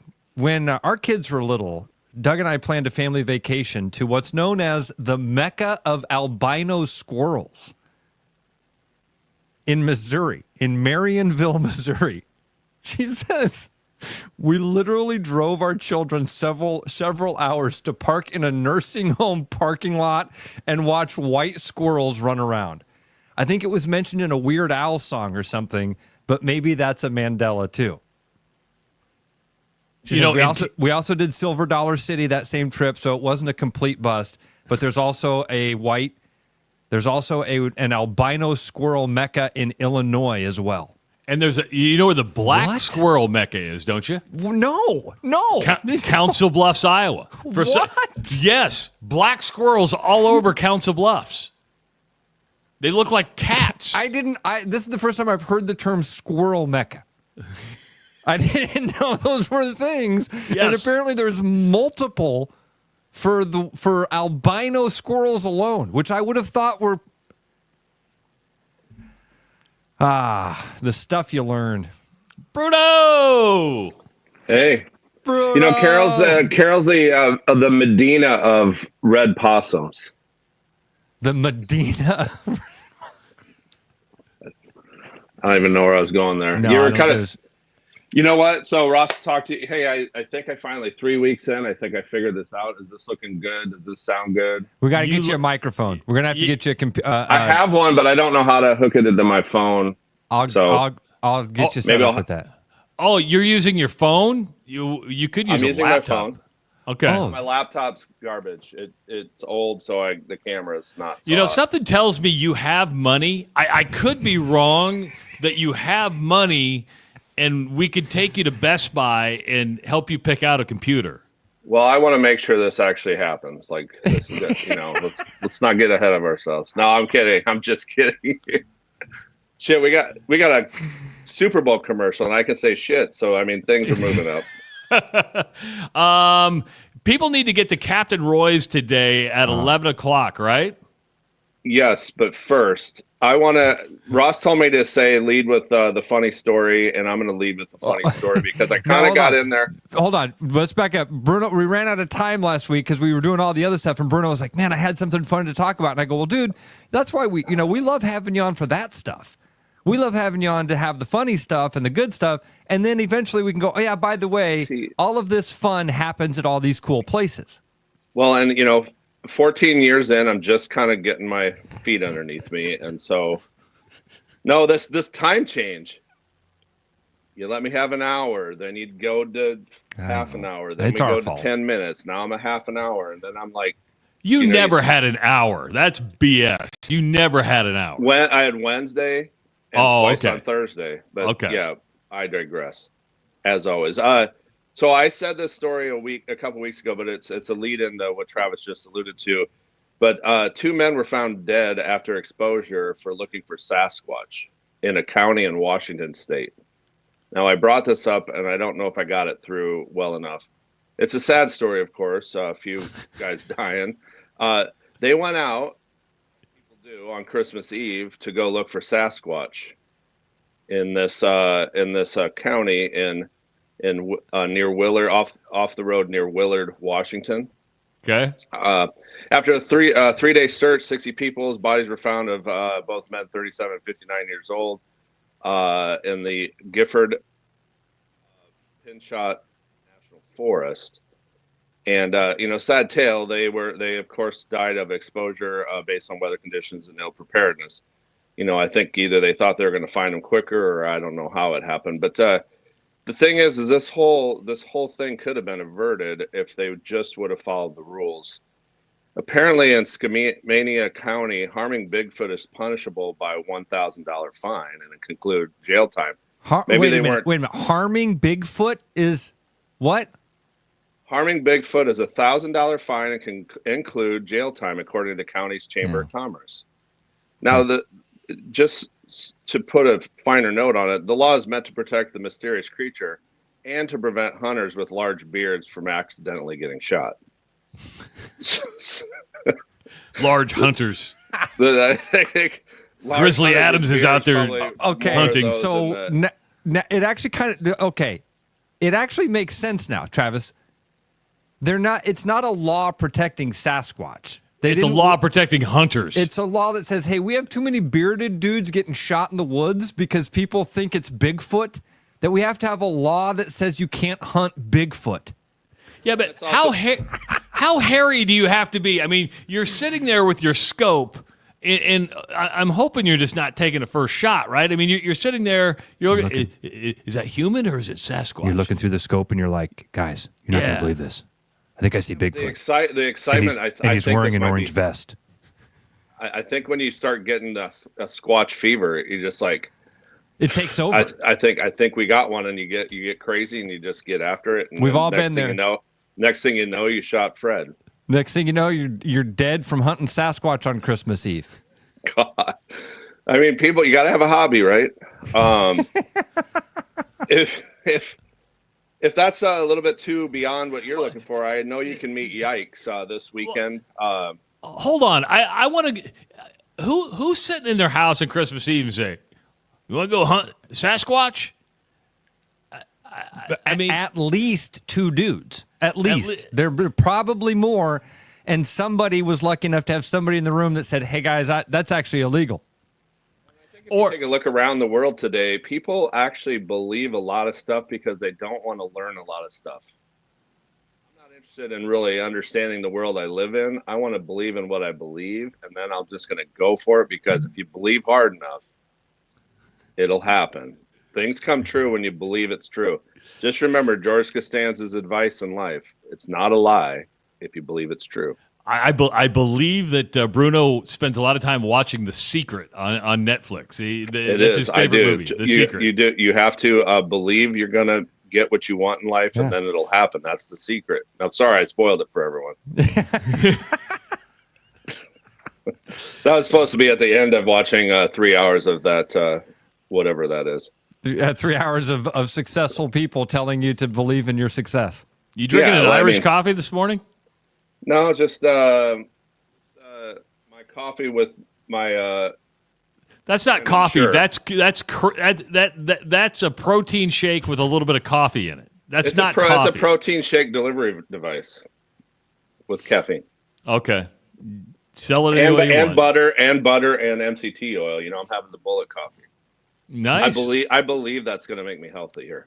Well, stop eating carbs and stop drinking beer and stop eating sugar, and that will help. Trust me, I'm a living proof of that. I don't eat either one of those three. Then, hand to God. You both have lost. You combined, the two of you have lost. A Ross. Yeah, you have more than a Ross. That's true. You guys just melded into me. So Captain Roy's by 11, right? Because you get and there's some beer at Captain Roy's at 11. There's so much fun stuff happening at Captain Roy's. So here's the deal. I got with Lucas down at Captain Roy's yesterday. I said we're going to talk about giving out tickets to Shiver on the River, which Sasquatch. We have our own version. We have the Yeti. We have Yikes the Yeti, and he's the mascot for Shiver on the River. They've been doing it for almost a decade now. And if you get down to these are $25 ticket face value. If you get down to Roy's at 11 o'clock today, we are giving away 15 pairs of tickets to Shiver. So get down there. That's I don't know math, but that's nearly $450 worth of tickets. Whatever 25 times 15 is. By the way, Shiver on the River brought to you by Community Choice Credit Union. So people don't understand, right? They don't know what that $25 value will actually get them. Their stuff's so get down there at 11 today to pick up those tickets. And you got that list of things? The event starts tonight at 4 o'clock. They're having the Shiver Eve, Travis. It's just going to be, you can register for the day. Shiver Eve is Valentine's night. Yep. Yeah, tomorrow night. Go have a romantic, the most romantic day of the year in the silliest way possible. Okay? Correct. Now, opening ceremonies start Saturday at 10 a.m., and then here's what happens. Bucksaw competition happens at 11. At 11:30, it's turkey bowling. So you're going to get 2 roll slides and shoves of a frozen turkey at bowling pins. 12:30 is a tug of war, maximum 5 people per team. There's an exhibition tug of war between cops and firefighters. There's Build a Bill, a partnership where you dress Bill the mannequin. That's with Community Choice because you consolidate your bills. Oh, I see what you did there. Okay, I understand. How about beer cooler curling? When I heard that, I was thinking like curling. No, it's curling the sport. Yeah, see how stupid I am? I try to tell you all the time. I'm really dumb.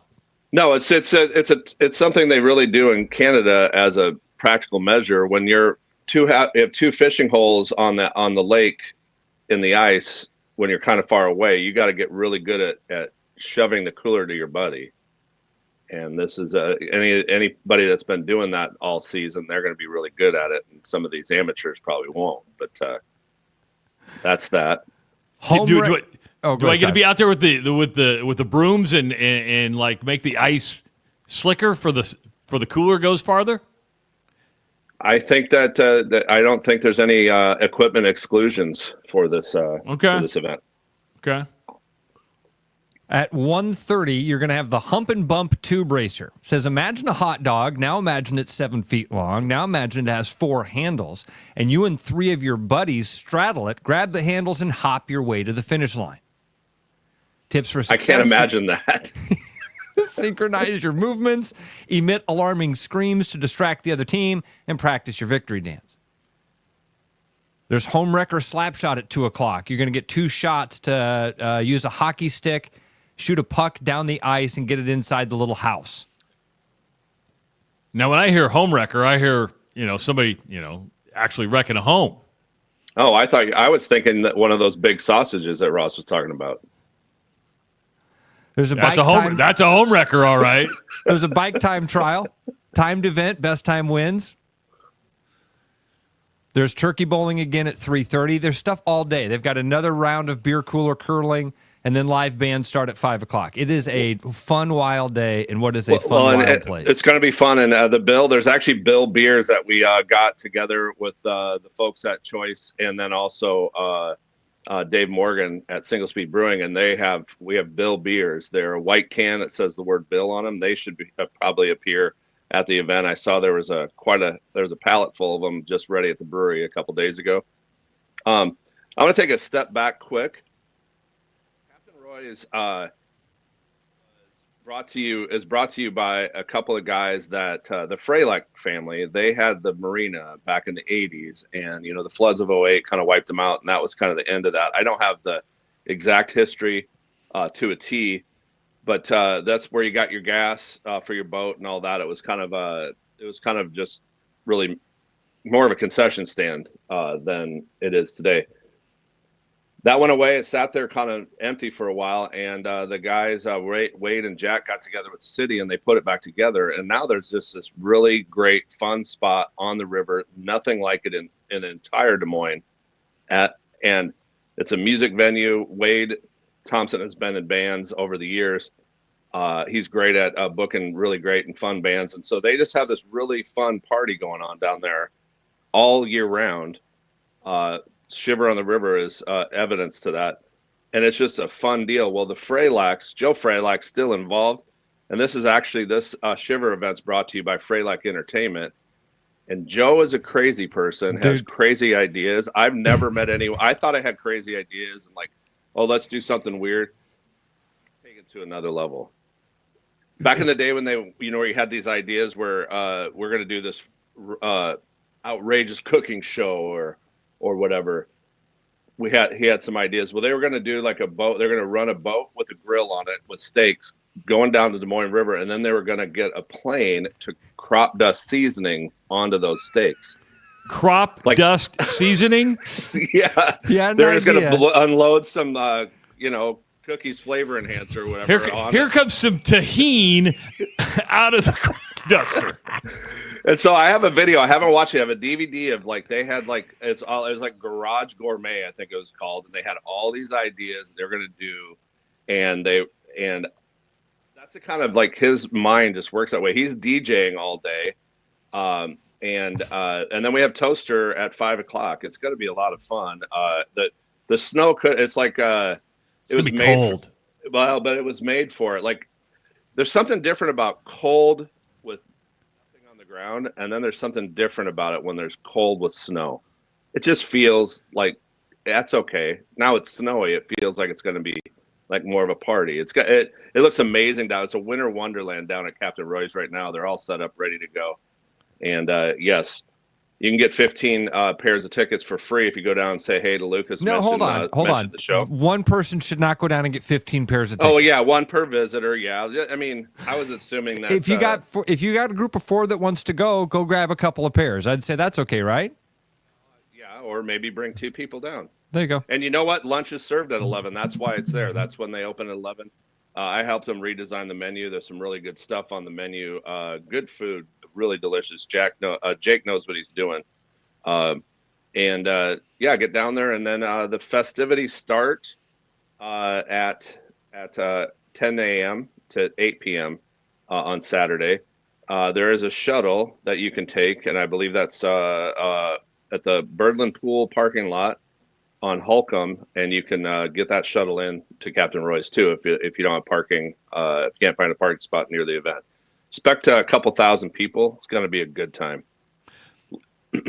All right, hold on to that thought. We're going to take our final break of the morning. We'll come back. We'll wrap up with Bruno, wrap up today's show. It is the Rush Radio Show at therushradio.com. If you have a pest problem with over 20 years of experience, Bats and Bugs Pest Solutions is Central Iowa's local expert in fast, effective, eco-friendly pest solutions at a fair price for your home or business. Call us today at 515-218-3400.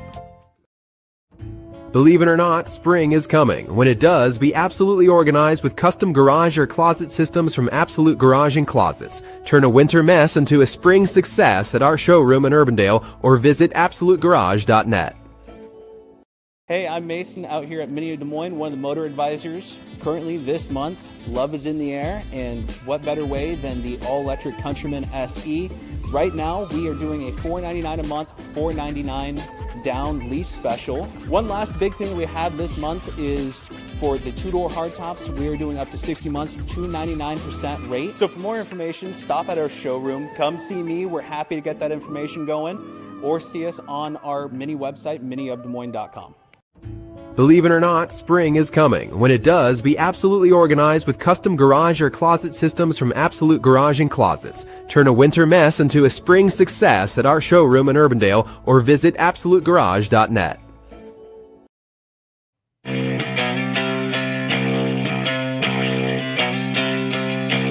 Welcome back to the Rush Radio Show, powered by Willis Automotive at therushradio.com. Thanks for joining us on a Thursday. It's cold, no school for some people, 2 hours late for some others. I don't get the 2 hour late start. Either have school or don't have school. That's where I fall on this. Where do you guys fall? It's a safety issue. I mean, it's -4 when I woke up this morning. And it's not for... It's for the kids who are going to walk more than just a block. I mean, I don't think they even cared about us when I grew up. Now they pay a little bit more attention. I think everyone's worried about getting in trouble for I'm going to sue the city of Des Moines because you let my kid go out in the cold.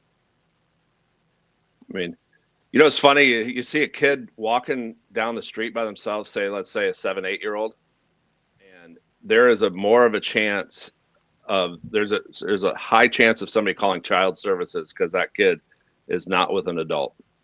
Like when we grew up, I spent the entire summer out of bed, grab a sandwich here till my mom was yelling for me to come home when it was dark out.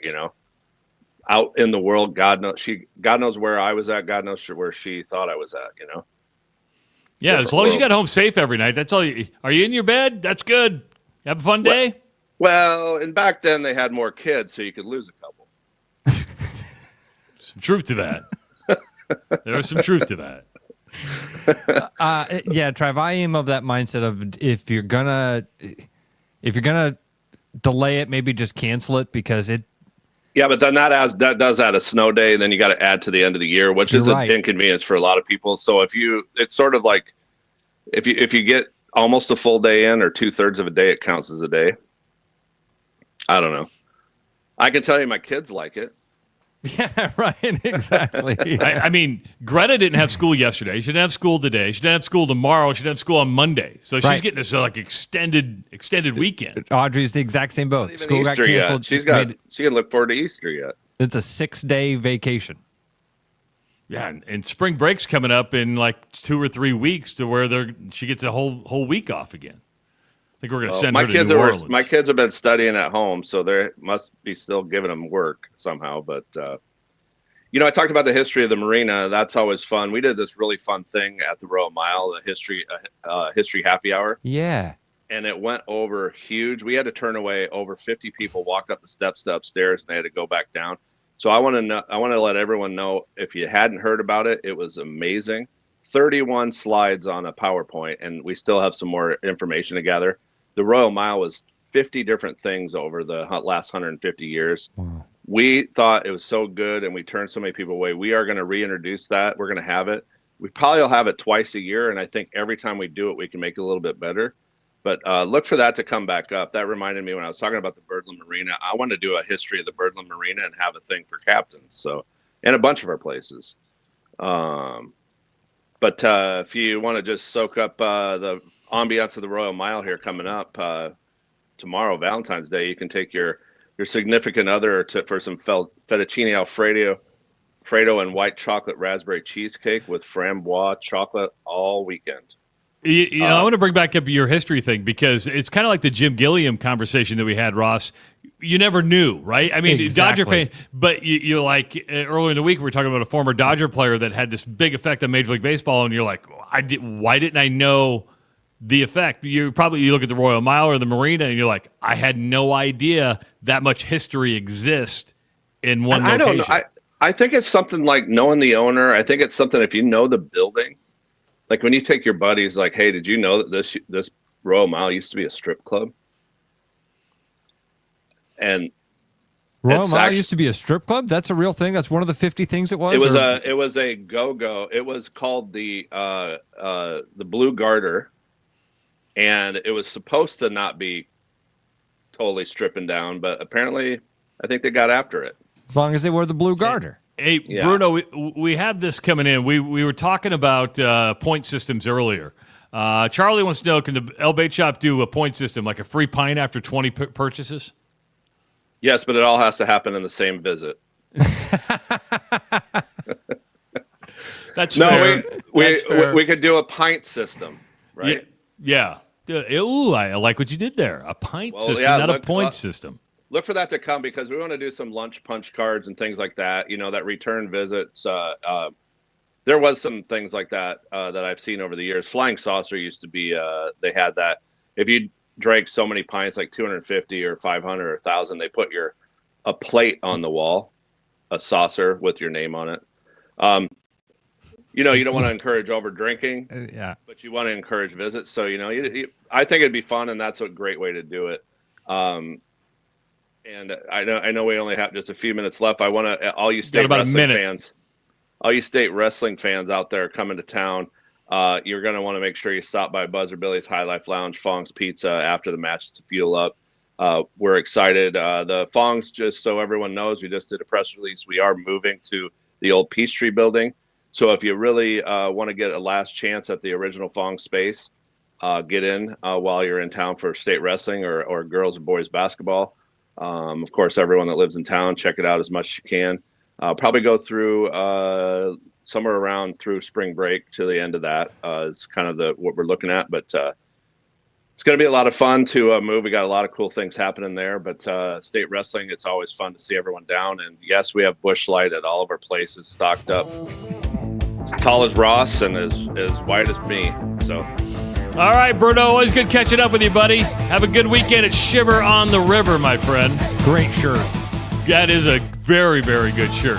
Ross, Thank always you. good catching up with you, buddy. I'll talk to you tomorrow morning from Santa Fe, New Mexico. Yeah, of course, travel safe. If you're watching on YouTube, subscribe to the channel, like this video, follow us on X at Rush Mornings, and of course, like our Facebook page. Thank you so much for listening and watching the Rush Radio Show at therushradio.com, powered by Willis Automotive.